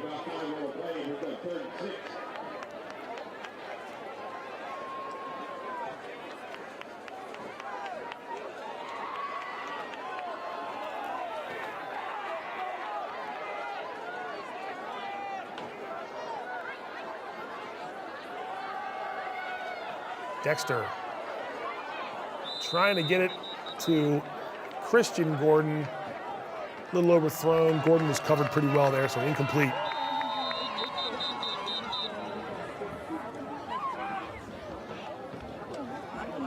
We got whistles here.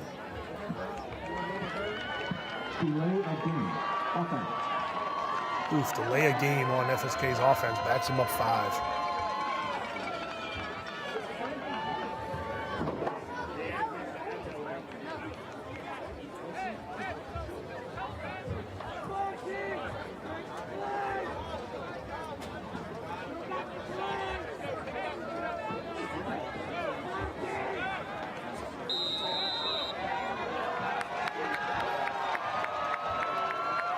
Triple box again.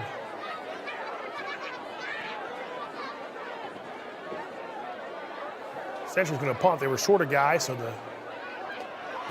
high snap, but Ferguson gets it. I don't think the Century was set. So this is probably going to come back, and there goes Jermaine Dawson. And he stretches for the pylon. Is he in? He's in. Jermaine Dawson, bottom right of your screen, runs it in for Francis Scott Key.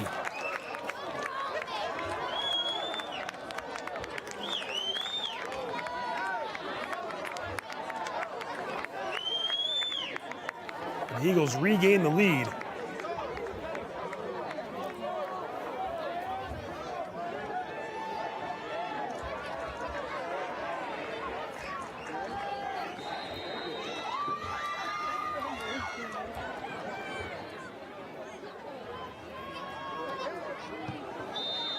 That extra point is a high one that goes over the uprights. It's good. Little chip shot there for the Eagles. And with 3:42 to go, it's 14 Francis Scott Key, 7 for Man Valley. Give the PAT to 82 Cam Lambroya.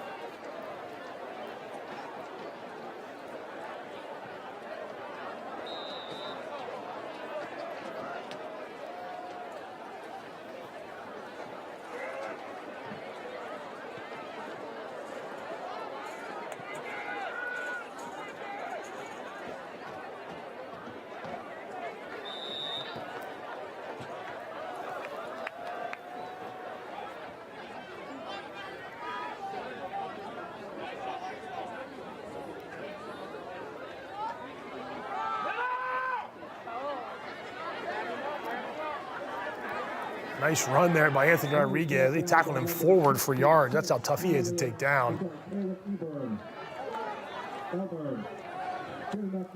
Just a reminder, that is third quarter play there at Liberty.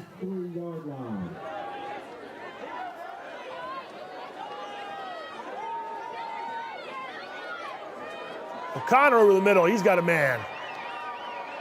And that's Canton Rudders, I believe, 18, and Westminster back in business on offense.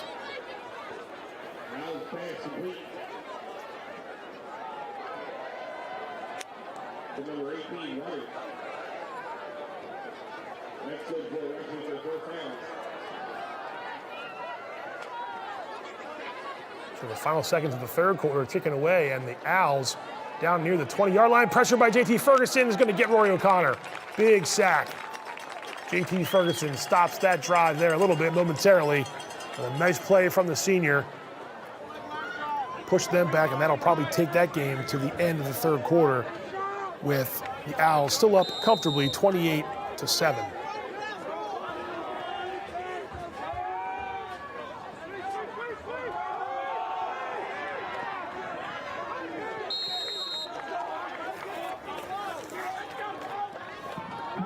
The run there by Connor Stack, number 34, the junior for Manchester Valley.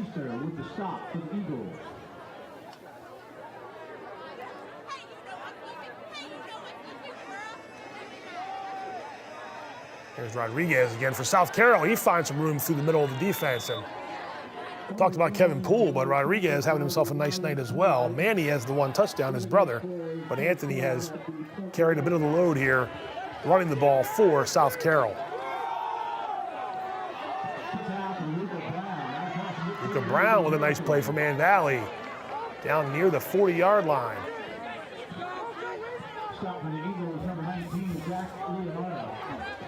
Jack Leonardo with the tackle, number 19 there for FSK, but not before Brown. It looked to be plenty good for a first down for Manchester Valley.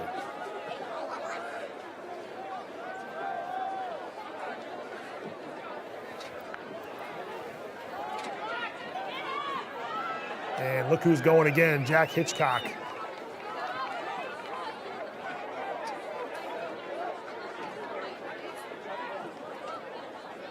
Ball carried by the Owls.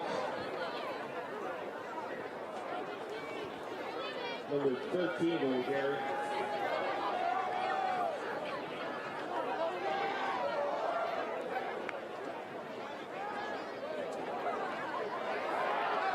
There's a pass incomplete, but there is a flag down. Braden Troop. Ooh.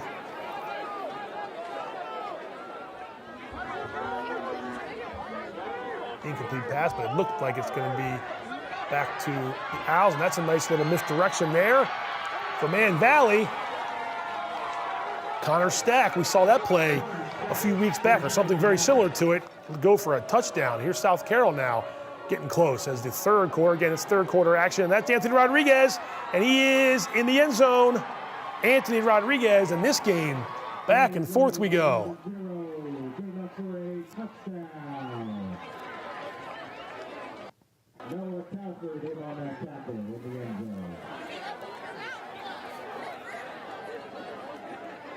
So let's see what South Carroll does. It looks like they will line up for the point after, but they could also try to go for 2 and tie it. And there's a run. Jack Hitchcock, he's close again. He's inside the 5, it looks like there. So it might be ground and pound time for Westminster with this lead. So yes, South Carroll will try to go for 2 and potentially tie it up. Direct snap, and it's going to be a little bit of a Philly special here, and they're going to throw it back to Caleb Evans. So a little Eagles Super Bowl play there, dialed up nicely by South Carroll, and Evans catches the pass for 2 points, and we are tied again, 28-28. We got a doozy going here at the Lions Den between South Carroll and Liberty. Third and goal. Here's an easy run into the end zone by Jack Hitchcock. That is his third touchdown of the game. Early fourth quarter.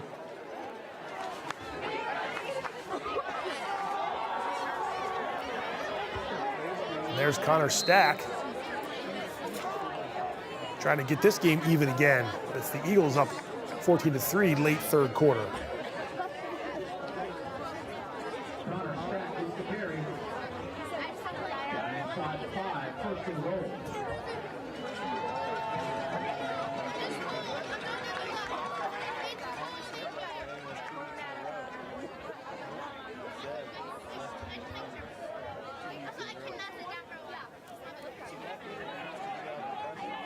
Man Valley taking its time on offense here.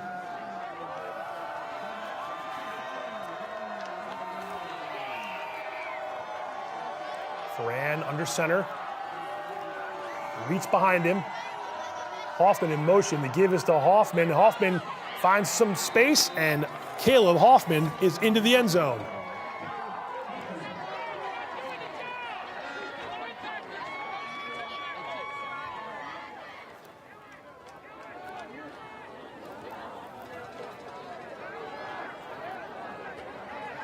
Nice job by South Carroll there. Wraps up Kevin Poole. And Liberty has the ball deep in its own end here, so. And Poole stays down a little bit. So, officials timeout. And that is the end of the third quarter. And I believe that third quarter comes to an end with that play.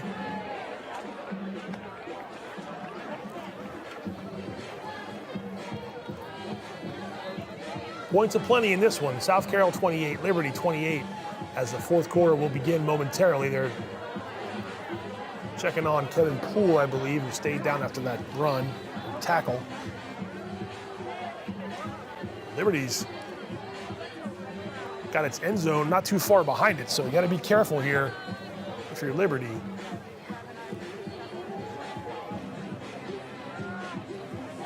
But we will switch sides, and the Lions will have the concession side to their back as they go left to right on the screen.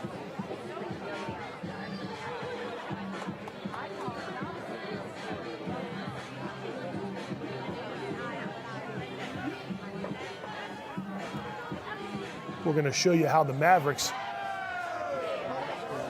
had the PAT that tied the score. Braden Fritz, no problem. And as the third quarter neared the end, it was tied up 14-14. That's where we'll be when we resume that game in the fourth quarter. Here is Century now, early fourth quarter. Little flip sweep pass, call it what you will, but it's a nice play is what it is. Dawson Jersey Puga. He's going down the sideline all the way down into Owls territory. He's down around the 30-yard line, so a whale of a play. But there is a flag, and that's typical of how this night's gone for Century. The flags, officials are going to talk it over all the way down in toward the end of the play, but let's see, hold on now. They're coming back, but I thought maybe the white hat official pointed to the Owls.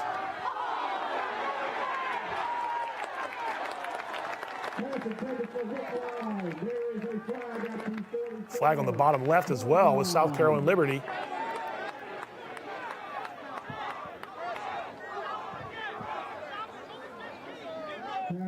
Oh yeah, no, that was just a sideline warning. So I think the play counts up top in the Century Westminster game.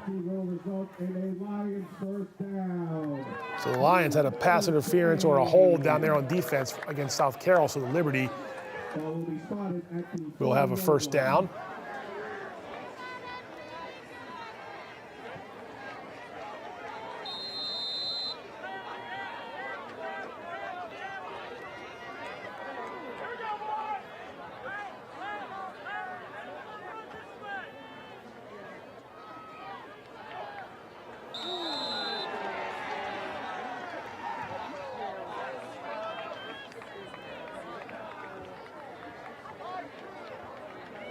Backing up again for Liberty. Liberty's had a couple false starts and some self-inflicted wounds here.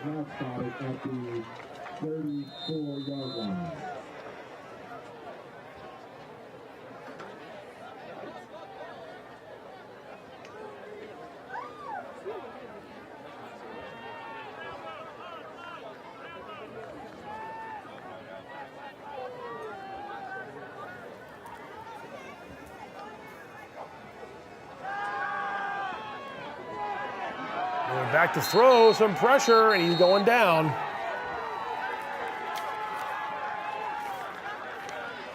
Quarterback set. Back at the 30-yard line. It brings up second and long.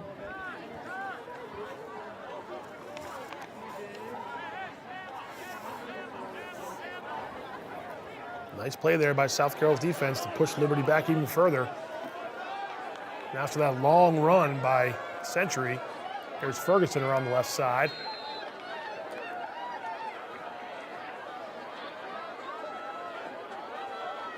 So time not on the night side in this one, down by 3 scores.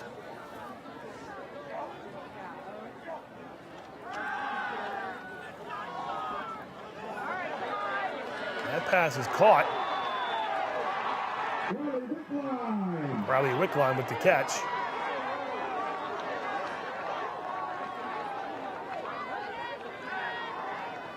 Talking there between the two rivals there, and the officials, that was wrong, it was 4 scores, my bad, 35-7 for the Hitchcock touchdown there a few moments ago. Nice tackle made there by 42 for Westminster.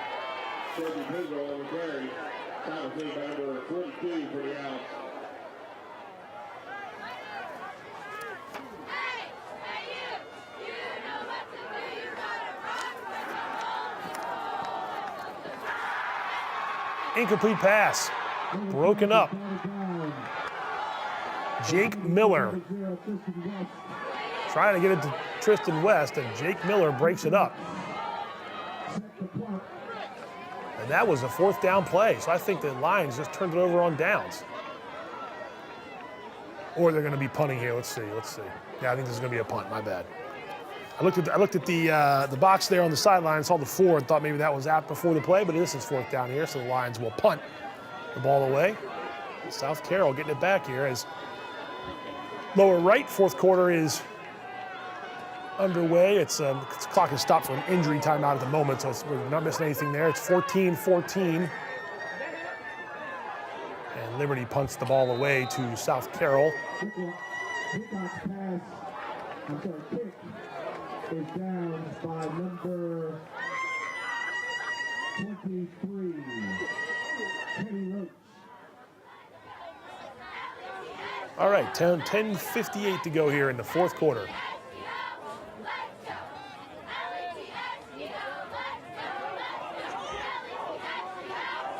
To give to Taku.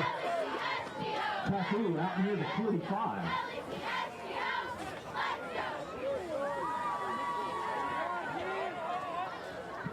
Stop for the Mavericks, number 57, Declan Earhart. There's Declan Earhart, his name called there. They're big man in the middle. We've seen him a couple times this year too. He tipped that pass a few weeks ago. It led to an interception in the game of the week between the Mavericks and the Owls. And he causes some havoc there in the middle with his size and length.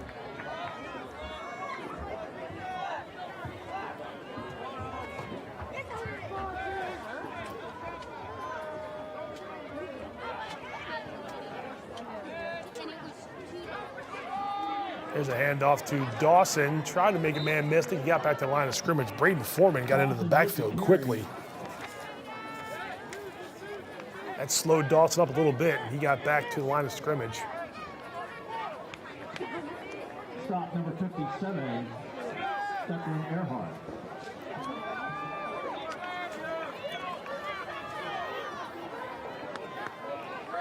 So the clock running at the top of your screen there. Westminster up comfortably, and I believe some of their main players the starters have left the field. They got a new quarterback in for the Owls, a couple new running backs, so they're going to try to finish this thing up. Dom D'Amico is not going to stop playing some defense there. Nice tackle by that young man, and it's 6.5 and running. The Owls will be in punt formation here as they are on their way to improving to 5-2. And a flag flies in as Jacob Etzler may have gotten horse collar tackled here. We'll see. I looked up and kind of saw him go down awkwardly there. And they might call it on Man Valley.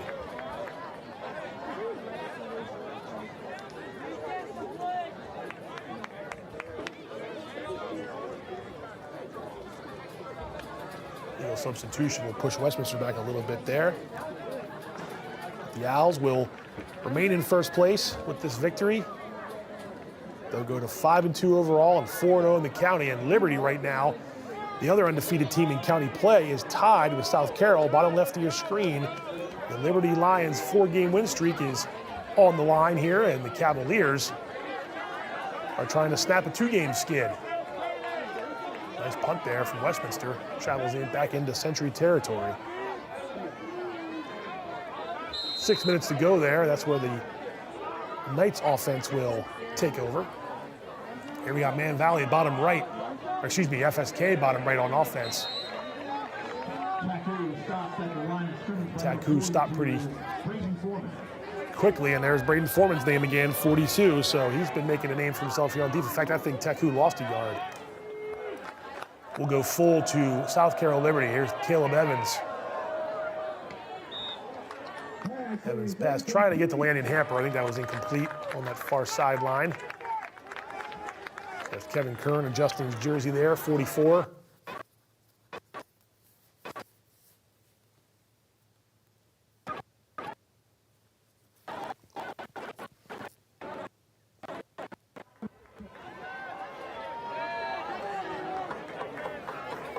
We'll head over to Uniontown. 8 minutes to go, tie game. We got a good one here between the Mavericks and the Eagles. Jacob Etzler is looking for a man, looking for a receiver. Directing traffic, incomplete. Try to get it to Chase Replogle. That was incomplete.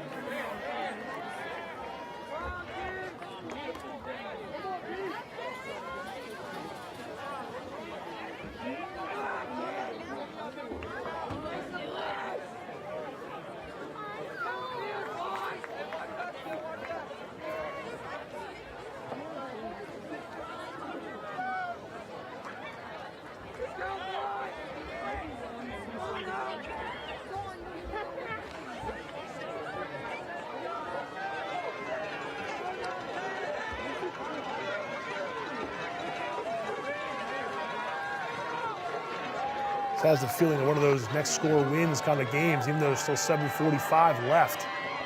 Etzler's going to be taken down.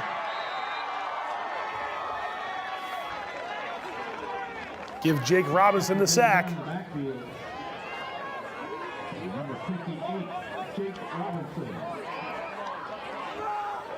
One of the seniors on that line. Some changes along the line here after this play.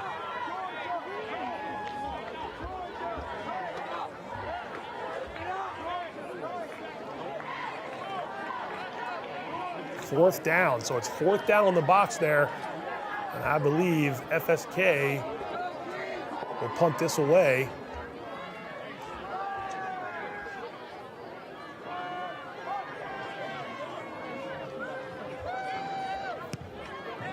And they do. Ooh, bobbled there by Man Valley. Walter Sally.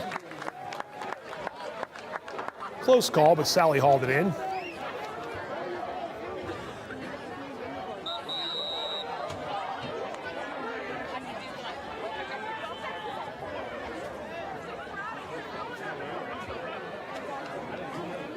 And so,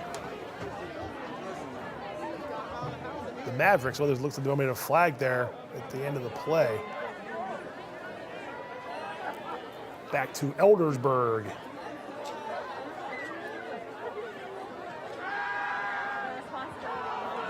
Miller off his back foot. Overthrows his receiver. I think that was Sean Case.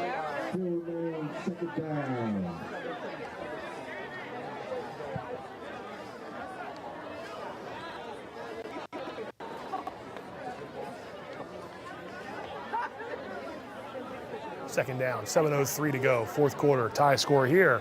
A tie score up in Uniontown, and Westminster in front comfortably at Century, spoiling the Knights' homecoming a little bit.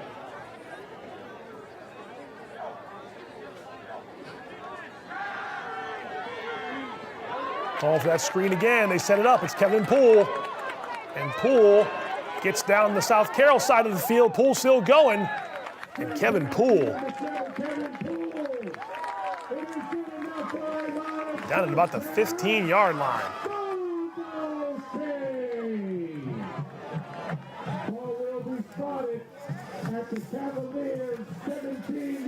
17-yard line. You hear the PA announcer. It's the Lions in business. And here's Ferran pitches it to Caleb Hoffman. Did the ball come out? The ball came out. And FSK is celebrating.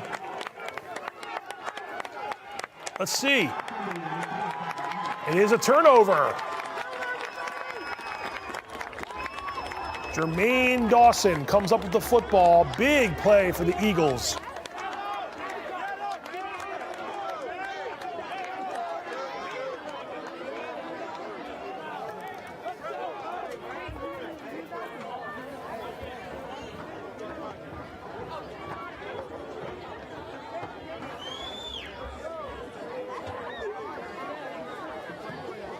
Big turn of events there for the home team. They needed something like that because Man Valley had to run a couple plays, move the ball. Not quite midfield, but up past the 35-yard line. And now FSK starts on offense, 1st and 10 from Man Valley's 41. No snap. Dawson makes the first man miss and gets a couple yards on first down.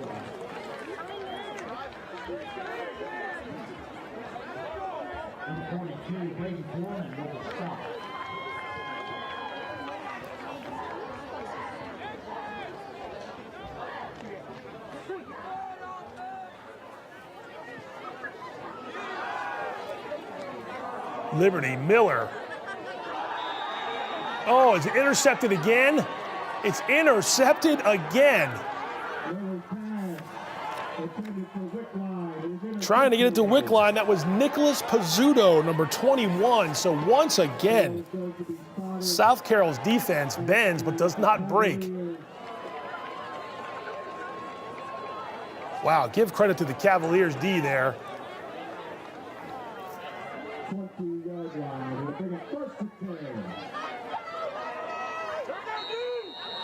And that interception was in the end zone, so it should be a touchback, and South Carroll's offense now has a chance with 6.5 to go in regulation at the 20-yard line. Tie score.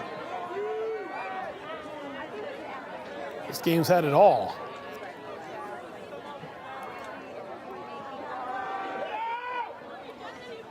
Rodriguez. Ball's in up the middle. Runner runs into the Lions' pride. Right into the teeth of that Liberty D. 6 yards on the play. But a good gain on first down for Liberty.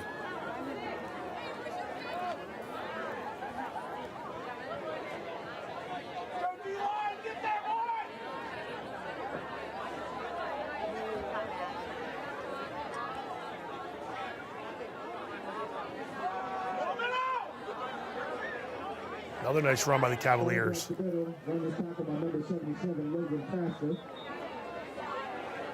And Anthony Rodriguez will come out. Logan Tasker, 77, got credit for the tackle there, I believe. So a 3rd and short. We got the double box now for you. Under 6 to go in Eldersburg, 28 all. Under 5 to go in Uniontown, 14 all. The Eagles have the ball. Etzler over the middle, intercepted. Not over the middle so much, but interception, Braden Fritz, and he's got some room to go now. Braden Fritz, he's out past midfield. Braden Fritz, a flag flies. Fritz is going to take it to the end zone. So he looks to score here, but hold on.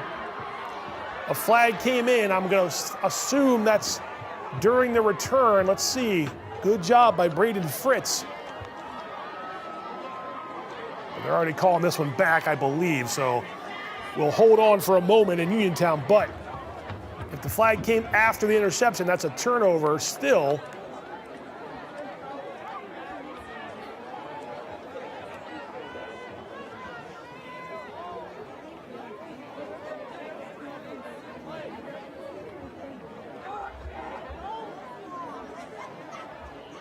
Officials talking it over. There's David Cunningham on your lower part of the screen.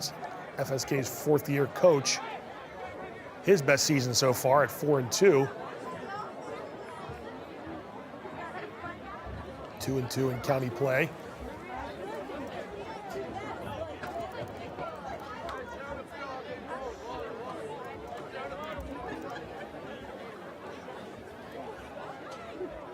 So we're sorting this out. Let's see.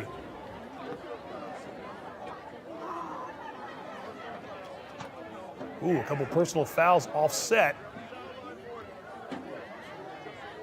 Sideline warning. Oh, it's a touchdown. So the play counts. Braden Fritz. Wow, 4:36 to go. Crazy sequence there. And Braden Fritz makes a long house call for the Mavericks. And they will go up 20-14 with the PAT pending. Still a lot of time left in that game. Meanwhile, it looks like a 2nd and 8 near midfield with the clock running. 4:15 to go.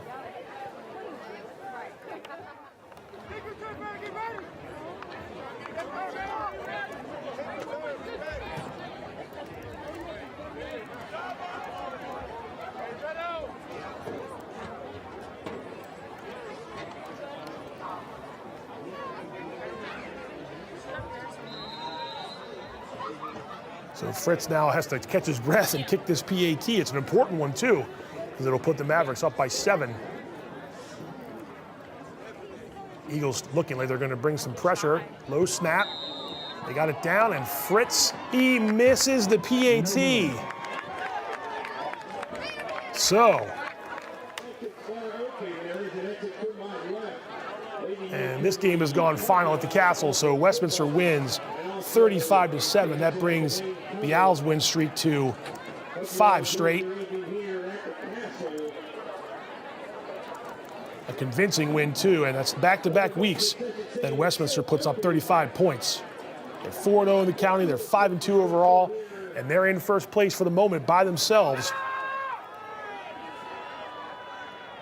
And that run there on the left side of your screen stopped up. Anthony Rodriguez tried to get through the middle.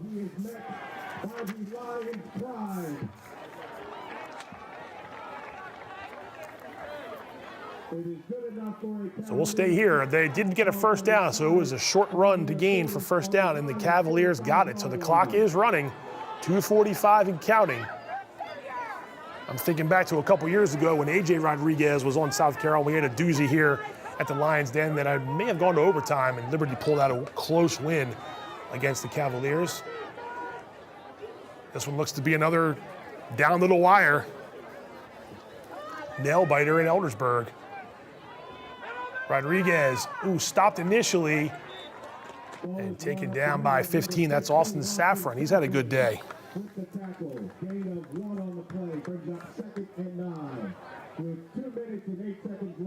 Clock's still running. 2:08, 2:06, 2:05 now, and overtime looms if nobody can score here. We'd have a little bonus football for you here on the broadcast, but we'll see. We still got 1:55 to go in this one. We'll show you FSK Man Valley when we can here momentarily, but this is the action right here. This is Manny Rodriguez. Some fresher legs, and he gets 5 or 6 yards on that run.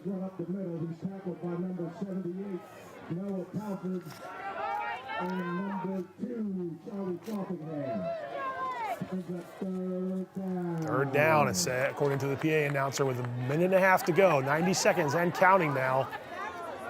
What will South Carroll do here on third down from around the 39-yard line of Liberty?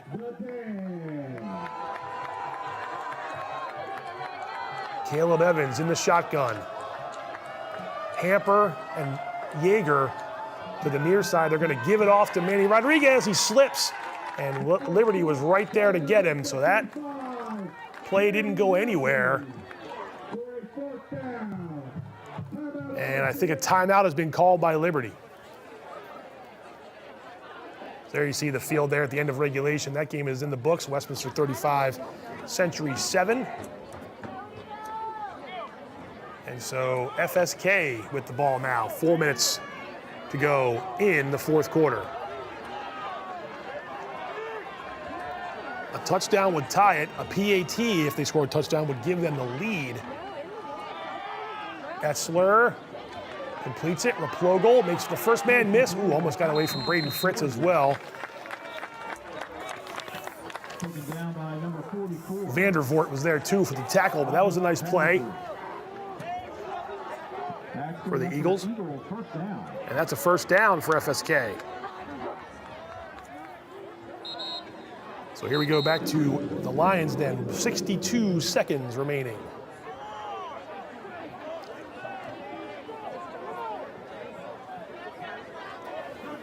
It is a fourth down here for South Carroll, and Caleb Evans is still on the field. And they're going for it. And it's incomplete. That was interesting, because that stops the clock, and it gives Liberty the ball at the 39-yard line.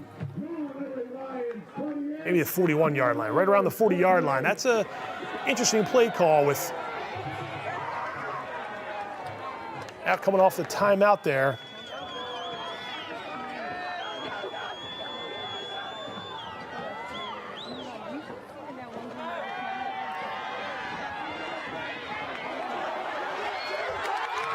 Jermaine Dawson got behind Man Valley's defense. He cuts back into the middle of the field, and Jermaine Dawson is into the end zone. Jermaine Dawson was waiting for the pass. Jacob Etzler hit him.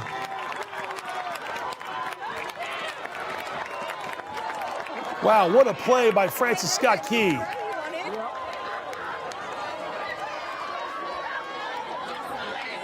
Give Dawson his second touchdown of the night. And that's a big one. All right, so we're back to Liberty. Geez, 28 all, 58 seconds left. The Lions are in pretty good shape. Here's a receiver throw. Oh, and it's going to be intercepted. Crazy. Braden Mazalewski with his second interception.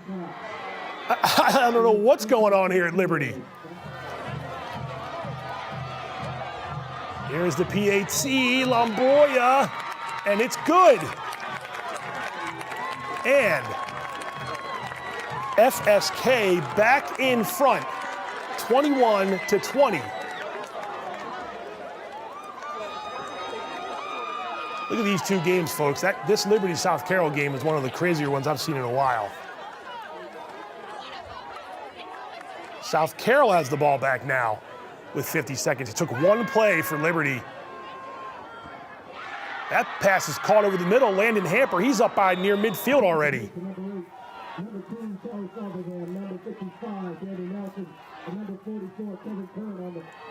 Clock running now, 42 seconds. Cavaliers in their offense, near midfield. It's a pass. Caleb Evans to the sideline, caught and out of bounds. Landon Hamper, that should stop the clock. 30 seconds to go. They are in Liberty territory.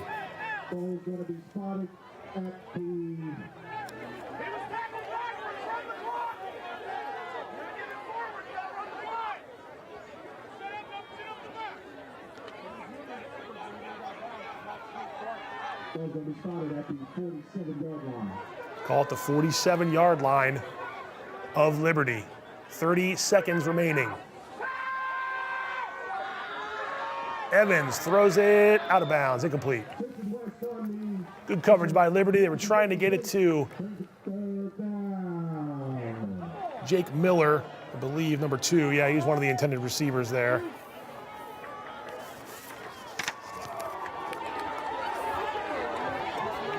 So here's the kickoff.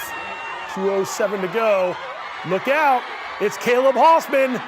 Look out. Caleb Hoffman is going to take the kickoff back for a touchdown. If there's no flags, that is a touchdown for Manchester Valley. I'm telling you what, we picked a good one here tonight for multi-game coverage.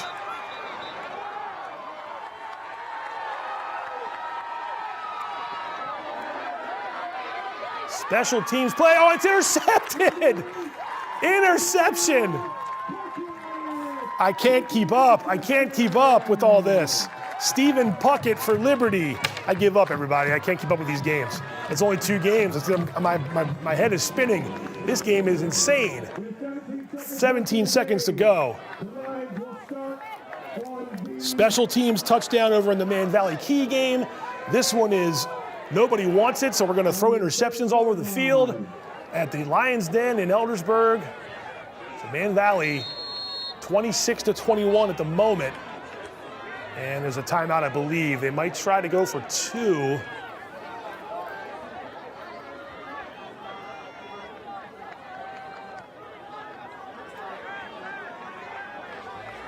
All right, back to Liberty. 17 seconds. Could the Lions have a chance here before we go to overtime?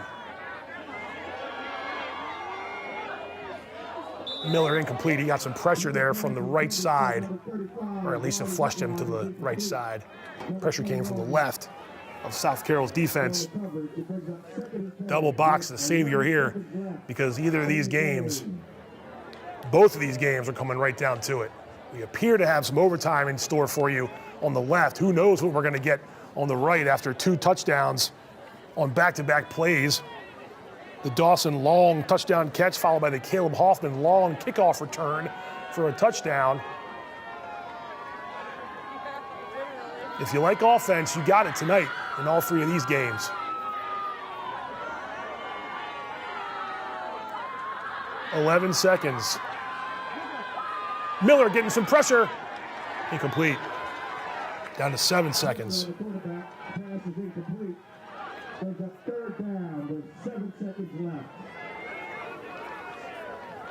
Halftime in Springbrook, according to ScoreStream.com, has Springbrook up 29-13 over Winters Mill. So we'll see. There is a toss trying to get to 2 points, and they're going to get it. Luca Brown, barring any flags. Mavericks 28, FSK 21. 1:59 remaining in Uniontown.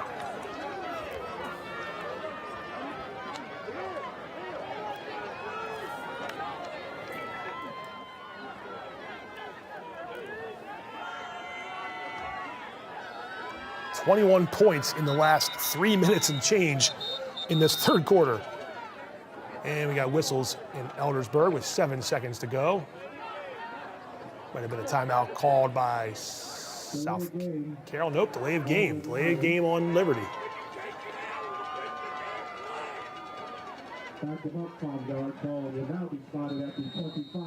Sure feels like overtime in Eldersburg, but we'll see. 7 seconds. Meanwhile, on the right side of your screen, Man Valley leads by 7, 1:59 to go. And it's going to be a Kevin Poole run unless he breaks something long here. We're going to go to overtime. And he is tackled down by about the 42-yard line. It doesn't matter. The game is over. Regulation has ended anyway. And we're tied, 28-all. So hang tight in that one. Meanwhile, short kick from Man Valley. So the Eagles will get the ball with pretty good field position.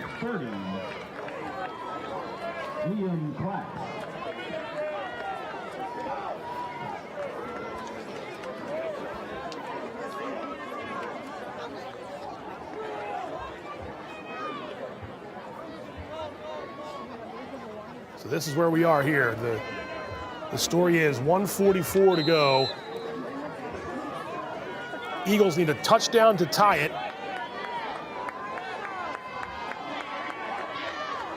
What do Jacob Etzler and the Eagles have in store here? Down 7 points. It's a handoff to Taku, and he gets a couple, but they're gonna need to go a little faster than that, down 7. There'll be a coin toss to determine which end of the field will play on in overtime and who gets the ball first. Each team will possess it from the 10.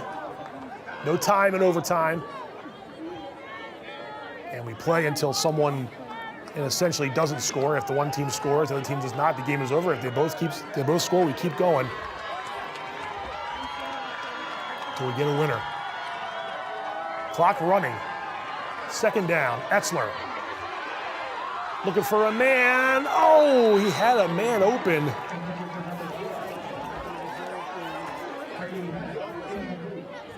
Had Brady Haddock open. South Carroll is going to, looks like South Carroll might have deferred there. So Liberty will receive and go toward the concession stand. It's easy for me to say. The left side, away from the highway. And let's see. Well, that's interesting. Kevin Poole was sort of talking with Coach Larry Luth there. I don't know if Liberty won it and decided to take the ball first or not, but anyway, Liberty's gonna get the ball first.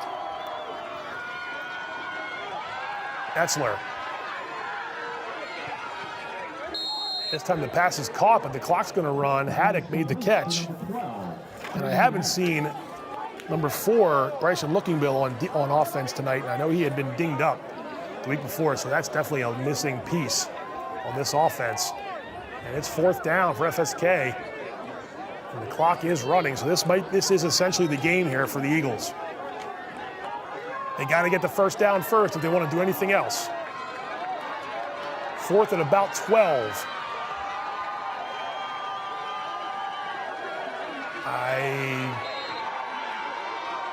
I guess my bad. It was 4th and short. Excuse me. He did get the first down. That stops the clock momentarily, but so it was the 4th and short. My mistake. It was 4th and short, so they did get it.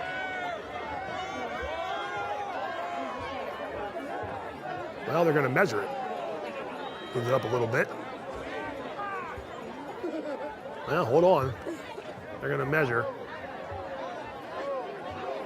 And they're going to bring the chains out. So Eagles thought they got it, but we'll make sure here. And if they didn't, Man Valley is going to get a victory.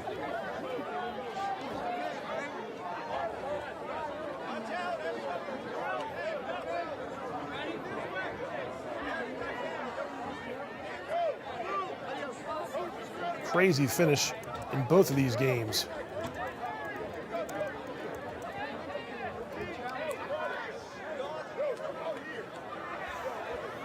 And the chains will come out.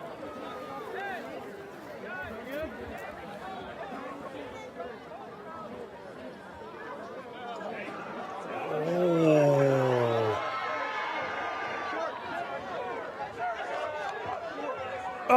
He's short.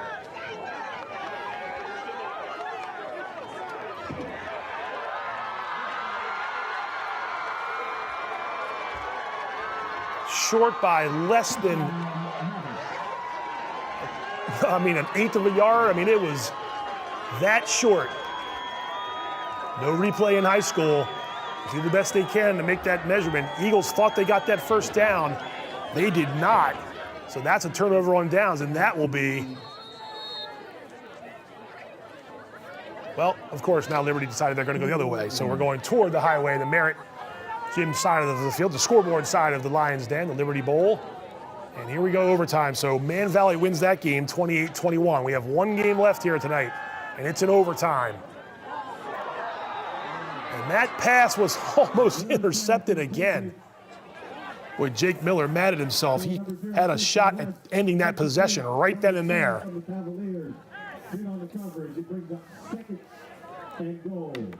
Man Valley snaps a 4-game losing streak, gets their first county win of the season, and they improve to 2-5. The Eagles lose their second in a row.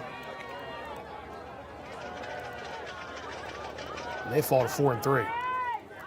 But it's second down now for the Lions.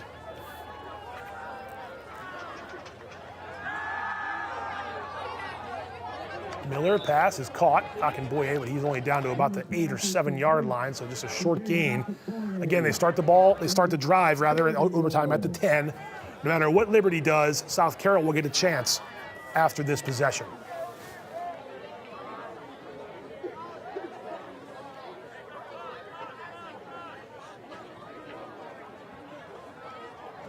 So the Eagles may have had some timeouts where we were sorting out where the ball is.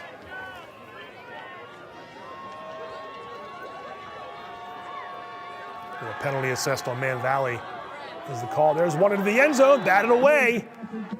Try to get it to West. Jake Miller batted that away, so now it's fourth down. Here's a toss. Caleb Hoffman cuts it back inside, gets it up to near midfield. And the clock should be running there. And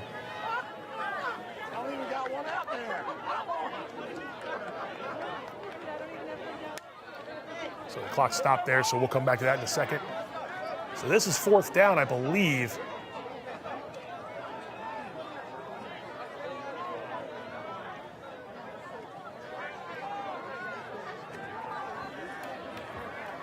Looks like they are going to try to kick the field goal. This is Ryder Hecox from about 24 yards out. So the ball is resting at about the 14-yard line, so. Oh, and the snap never happened. Hecox falls on it, and that's how that drive ends. And Hecox took an inadvertent helmet to the head there, too. Inadvertently there, 16. Jake Gillis was trying to go for the ball, and that's good sportsmanship there. But that was disastrous, and now South Carroll will have a shot from the 10-yard line.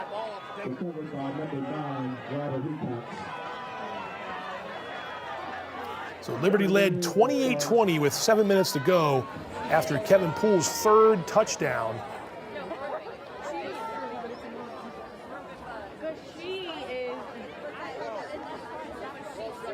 So they're going to put 12 seconds back on the clock at FSK. It's third down. Not aware of the timeout situation, but I'm assuming Man Valley will run a play here. All right, here we go. South Carroll score, and they win. And that's going to be it. Anthony Rodriguez right around the right side. South Carroll gets it done in overtime. Rodriguez with a 10-yard touchdown run, and that is how this one ends. 34-28, South Carroll comes back.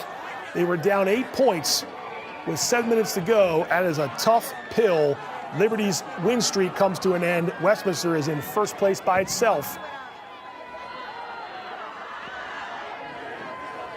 There were 11 seconds left, and I think Matt Ferrand's doing the old, let's run around and get a safety.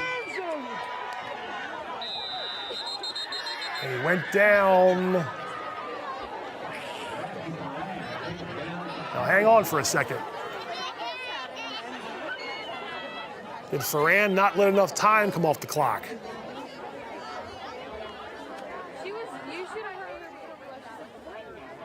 Oh boy, if Ferran went down and there were still a couple seconds left, FSK would get the ball. Hang on, let's see what they're talking about here.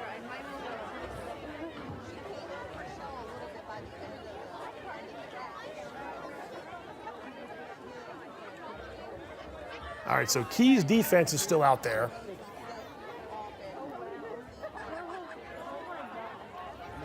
Ferran was trying to run around and kill the clock, so Key must have had their timeouts still in their bag, and they used them all to stop the clock. Well, Man Valley is not celebrating. I think Ferran, maybe that was third down because I guess they still had the ball.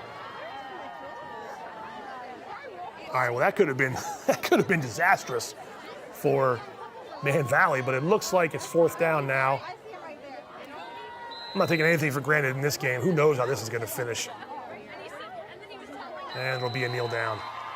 So that was a wild ending, but FSK is going to come up short. Man Valley snaps that win streak. I already given it to him a minute or so ago, but that's how it's going to end there in Uniontown. The handshakes in Eldersburg, where again that final score is 34-28 in favor of South Carroll. The Cavaliers improved to 2-4 and 1-2 in the county. They snapped that 2-game slide. They had lost 4 out of 5 before tonight. Liberty had won 4 straight. They come up short, and their win streak comes to an end, and they lose their first county game of the season. So they fall to 3-1 and 4-3 overall. An overtime loss at the Lions Den and a big win for South Carroll in their rivalry game. And there are the handshakes. And Valley found a way to hold on and win that one, 28-21. Snapped the losing streak, got to feel good on Bernie Kuntz's sideline. Back and forth, we had 2 touchdowns in 2 plays, both long, crazy touchdowns. The Dawson catch and run, and then Caleb Hoffman returns the next kickoff for a long score. They go for 2, they get it. There was about 2 minutes or so to go in that one. Key got it back, thought they had the first down. The measurement was a couple index cards short. Man Valley held on and got the win. A crazy week 7. Westminster won their game convincingly, but 2 of our 3 games were insane, to say the least. Pat Stoetzer back with you in the CMSportsNet studios, and we've reached the end of the games here, and they were some crazy finishes across the Carroll County Athletic League. Westminster won their game handily over Century. Man Valley came from behind and got a win against Francis Scott Key, and South Carroll did the same. It went to overtime, but the Cavaliers snapped the losing streak, and they hand Liberty their first county loss. So we got some big games still to come with 2 weeks to go, but that was a crazy finish in week 7. That was a lot of fun to give you multi-game coverage. I was impressed with Westminster, the way they got on top of Century big and then sort of held on and got the win. And I got to hand it to South Carroll and Man Valley, 2 teams that have been struggling on offense. Man Valley had lost 4 in a row. They were basically one great tackle away from being winless this year. They've been in some close games. Those start to mount up, and they can really cause some dissension in the ranks, but Man Valley gathered itself on the road, got a win against a good Francis Scott Key team, and then of course the South Carroll Liberty was just crazy back and forth. The quarterbacks were off a little bit, defenses were hauling interceptions in left and right. Liberty had the botched snap on their field goal try and their chance in overtime. South Carroll takes right in on a 10-yard touchdown from Anthony Rodriguez. I think that was his 2nd touchdown of the night. So big plays, lots of fun, and it was a great night here in the Carroll County Athletic League. We're going to take one more quick break here from our sponsors. We'll come back and wrap things all up. A little more Game of the Week coverage for you. Don't go away. Our multi-game coverage broadcast will be right back.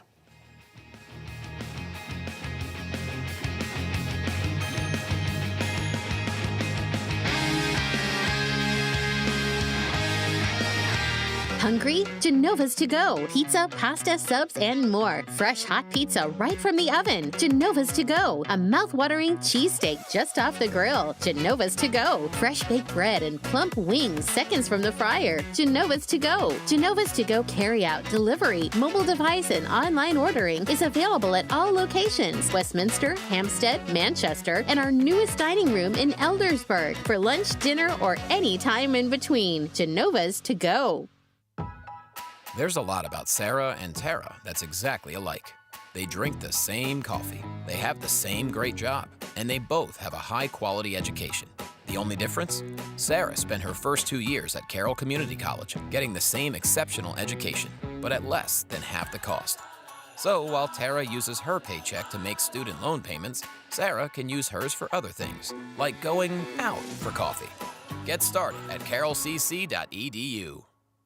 Skill, dedication, leadership. Just a few of the things it takes to be named CMSportsNet's Athlete of the Week. Hi, I'm Pat Stoetzer. Each week, CMSportsNet recognizes an outstanding player for their contribution to their sport. Meet some of Carroll County student athletes and join us as we celebrate their performance, impact, and outstanding accomplishments. CMSportsNet Athlete of the Week is brought to you by Barnes Bollinger Insurance and by Raising Cane's. Catch all the high school football action with CMSportsNet's Game of the Week. From kickoff to the final score and all the plays in between, we've got you covered. Here's our next matchup.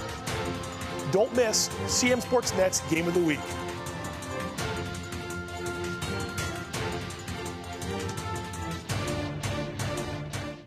My name's Cooper Sheeler. I'm a senior at Winters Mill, and I'm here interning at the Community Media Center. I recently saw this opportunity because I was playing football over at Winters Mill, and I saw the Community Media Center filming and broadcasting a couple of our games. So I thought that was a really cool way to connect with the community, and I really wanted to be a part of that. Pretty much what I do throughout the day is I help with graphics throughout their Game On segments and Game of the Week, and I also help out prepare stats for all the seasons, the spring and the winter and the fall. I update all of those, and I pretty much go around and I can just help out. I can help out at games when they're preparing for a Game of the Week. I've done a couple podcasts here at Community Media Center. I would highly recommend people come in here for an internship. It's a lot of fun. The people that work here are really nice, and you get to experience a lot of cool things that you've probably never done before. Hello, I'm Rachel Cash, the director of the Be Area Sunshine Foundation. We established the foundation to honor our beloved daughter, Mackenzie Ray, a class of 2026 Westminster High School student who tragically passed away in December 2022.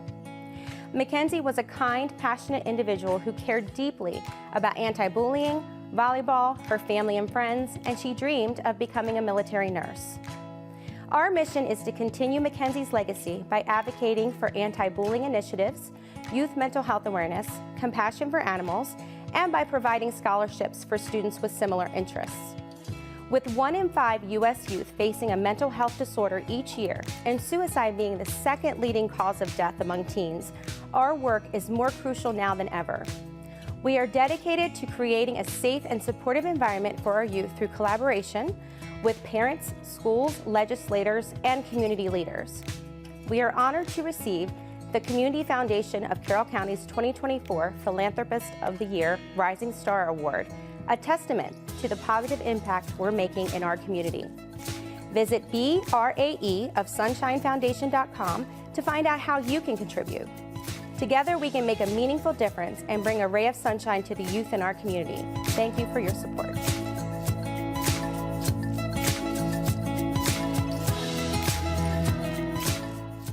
Hey there, I'm Pat Stoetzer. And I'm Michael Duffy, inviting you to join us for The Score and more. Each week, we'll talk about high school sports in Carroll County. We'll share information about upcoming games, highlight coaches and athletes, and much more. We'll even try to have a little fun along the way. Don't miss the Score and More podcast presented by CMSportsNet. The Score and More Sports Podcast is available online at carrollmediacenter.org and on a variety of podcast channels. Brought to you by Farmers and Merchants Bank.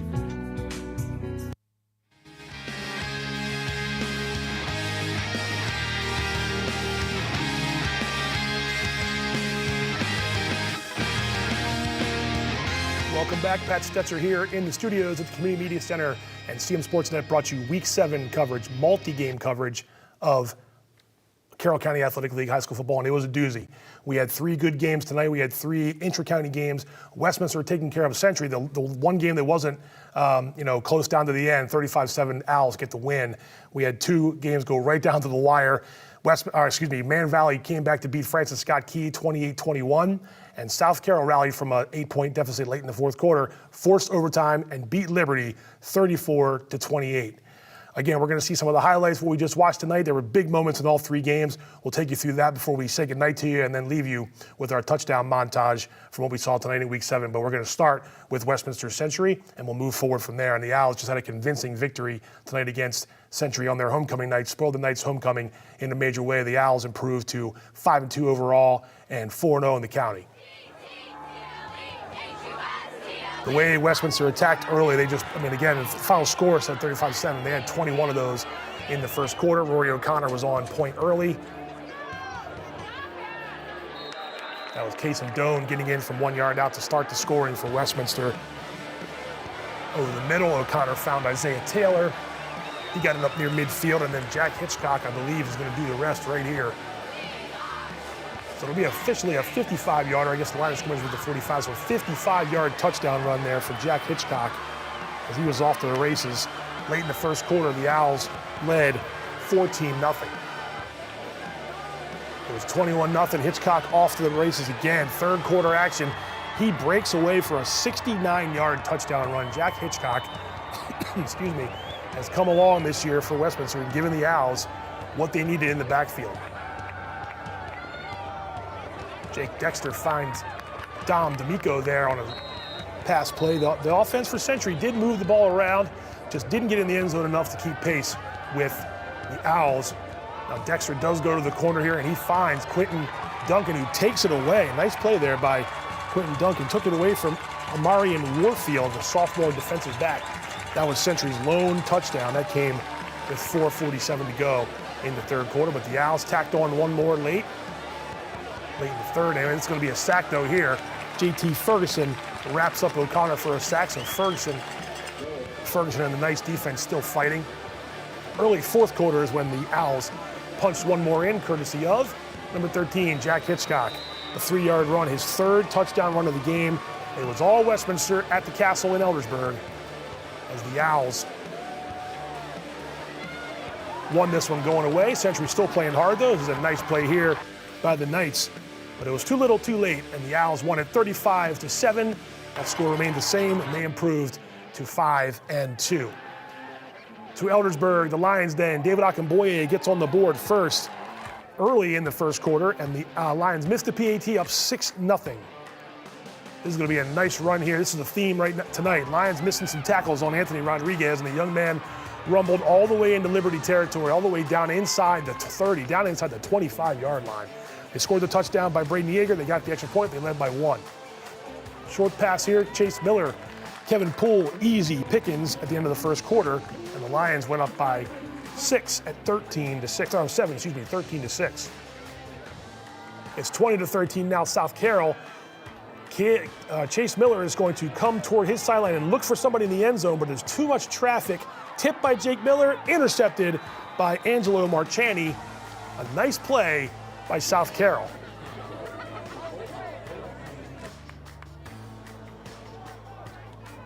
We were tied up 20-20. It was the third quarter there, and Kevin Poole found his way in.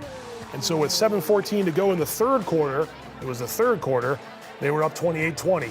South Carroll did score again, and the little Philly special, Winfield special, after an A-Rod touchdown run, Anthony Rodriguez was a Caleb Evans catch in the end zone to tie it at 28-all. Early fourth quarter, this is Riley Wickline with a nice catch on the sideline, taken down hard by Marchani. So here we are midway through the fourth quarter. The Lions were nearing the goal line, nearing the end zone. Miller looking for West in the end zone, but it was picked off by Nicholas Pizzuto. He was looking for Riley Wickline in the end zone. It was picked off by Pizzuto. Crazy play here after they stopped South Carroll. The Lions go to a receiver pass, and it's intercepted again. Braden Mazzaluski with a pick. So interceptions galore. An interesting play call there by the Lions. That was Jonah Rohrer on the pass. And here's another one down in the inside Liberty territory. They tried to get it to Jake Miller, but Stephen Puckett picks it off for Liberty. So back and forth we go on defense. And here we were after Liberty missed a field goal try in overtime. This is South Carroll, and the handoff is to Anthony Rodriguez. He gets around the right side. He finds plenty of room on the edge, and that's all she wrote. from the Lions then. South Carroll comes from behind to win it 34-28. To Uniontown, where there was not much scoring early on before Colton Feaster finds some room behind the defense, and Jacob Etzler finds him for a long touchdown pass. That was on 3rd and long for the Eagles. They were up 7-0. Third quarter now. Man Valley gets close, and the handoff goes to Jacob Reitz, and he finds a little bit of room there and plunges into the end zone. So Jacob Reitz gets in and ties it up. After the PAT at 7 apiece. 7-all, third quarter, and here goes Jermaine Dawson into Man Valley territory. A nice run by the senior. Later in the third quarter, Etzler going to get pressure. He's going to find Dawson, slipped out of the backfield. He makes one man miss. He finds the right side. He finds the pylon. And Jermaine Dawson with a long touchdown gives the Eagles a 14-7 lead after the PAT. Little misdirection here, and it's Connor Stack with a nice run deep into FSK territory. Down to the 15-yard line goes Connor Stack.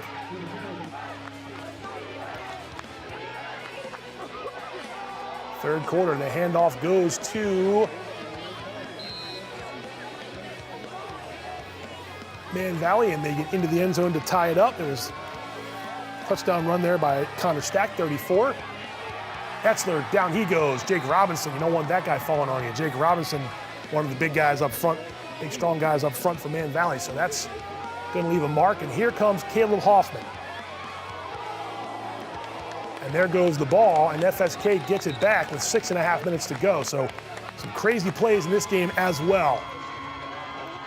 Eagles get it back, tie score, 5 minutes to go. Evans down the seam, intercepted. It's intercepted by Braden Fritz. And Braden Fritz is going to look for room to run. He is going to find some space down the near sideline, and he is going all the way for an interception return. There were flags on this play. They were personal fouls that offset during the play and a sideline warning. At the end of the day, it was a touchdown. Now, next play, Keys up by 1. Not the next play, but a play later is Caleb Hoffman. After a Dawson touchdown pass put him up 1, Caleb Hoffman returns the next kickoff for a touchdown. They go for 2, they get it. They go up 28-21. FSK had the ball back with some time, tried to get a first down, thought they had it. They brought the sticks out. The White Hat official said they were about that close from a first down. It was not a first down. Man Valley got it over, turned it over on downs. Key burned their timeouts. Man Valley ran a play that looked a little dangerous deep in their own end on third down, but was able to hit a knee. And there you go, the scores for the county games tonight between the Carroll County Athletic League opponents. Westminster 35, Century 7, Man Valley 28, FSK 21, and South Carroll in overtime 34-28 over the Liberty Lions. I'm running out of voice. That's going to do it for us, I believe, in Week 7 in the Carroll County Athletic League. It's crazy how fast this fall is going. We're down to just 2 weeks to go in the regular season now after tonight, and for football, and then the playoffs right around the corner. Next week figures to be just as exciting, led by the marquee matchup. You saw it on one of our promo breaks there. Westminster hosting Liberty at Ruby Field. Week 8 also features Century at South Carroll, Man Valley at Winters Mill, and FSK is the non-county opponent at South Hagerstown. Once again, that's all we have for this special multi-game coverage broadcast of our Game of the Week. We thank you for watching. We're making Game of the Week plans next Friday, October 25th, when the Owls welcome the Lions of Liberty to Ruby Field at Westminster High School. Pre-game coverage for that one is set for 6:45. Kickoff is set for 7. We'll have more information in the coming week. We're looking forward to that game between Liberty and Westminster. Be sure to follow all of our high school sports content online on Facebook and YouTube, as well as our website at CMSportsNet.com. You can watch us on cable channel HD 1072, and don't forget to follow us on Instagram at CMSportsNet Action. For everyone here at CMSportsNet, I'm Pat Stoetzer saying have a good Friday night, have a good weekend, and we'll see you next time.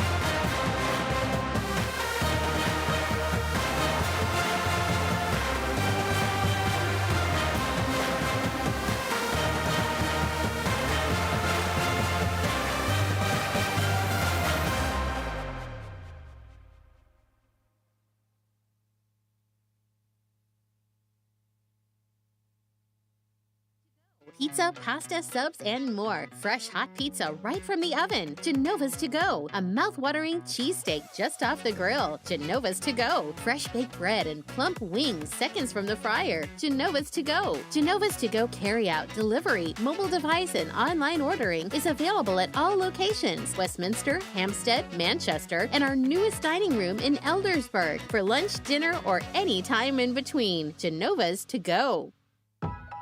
There's a lot about Sarah and Tara that's exactly alike. They drink the same coffee, they have the same great job, and they both have a high-quality education. The only difference? Sarah spent her first 2 years at Carroll Community College, getting the same exceptional education, but at less than half the cost. So while Tara uses her paycheck to make student loan payments, Sarah can use hers for other things, like going out for coffee. Get started at carrollcc.edu.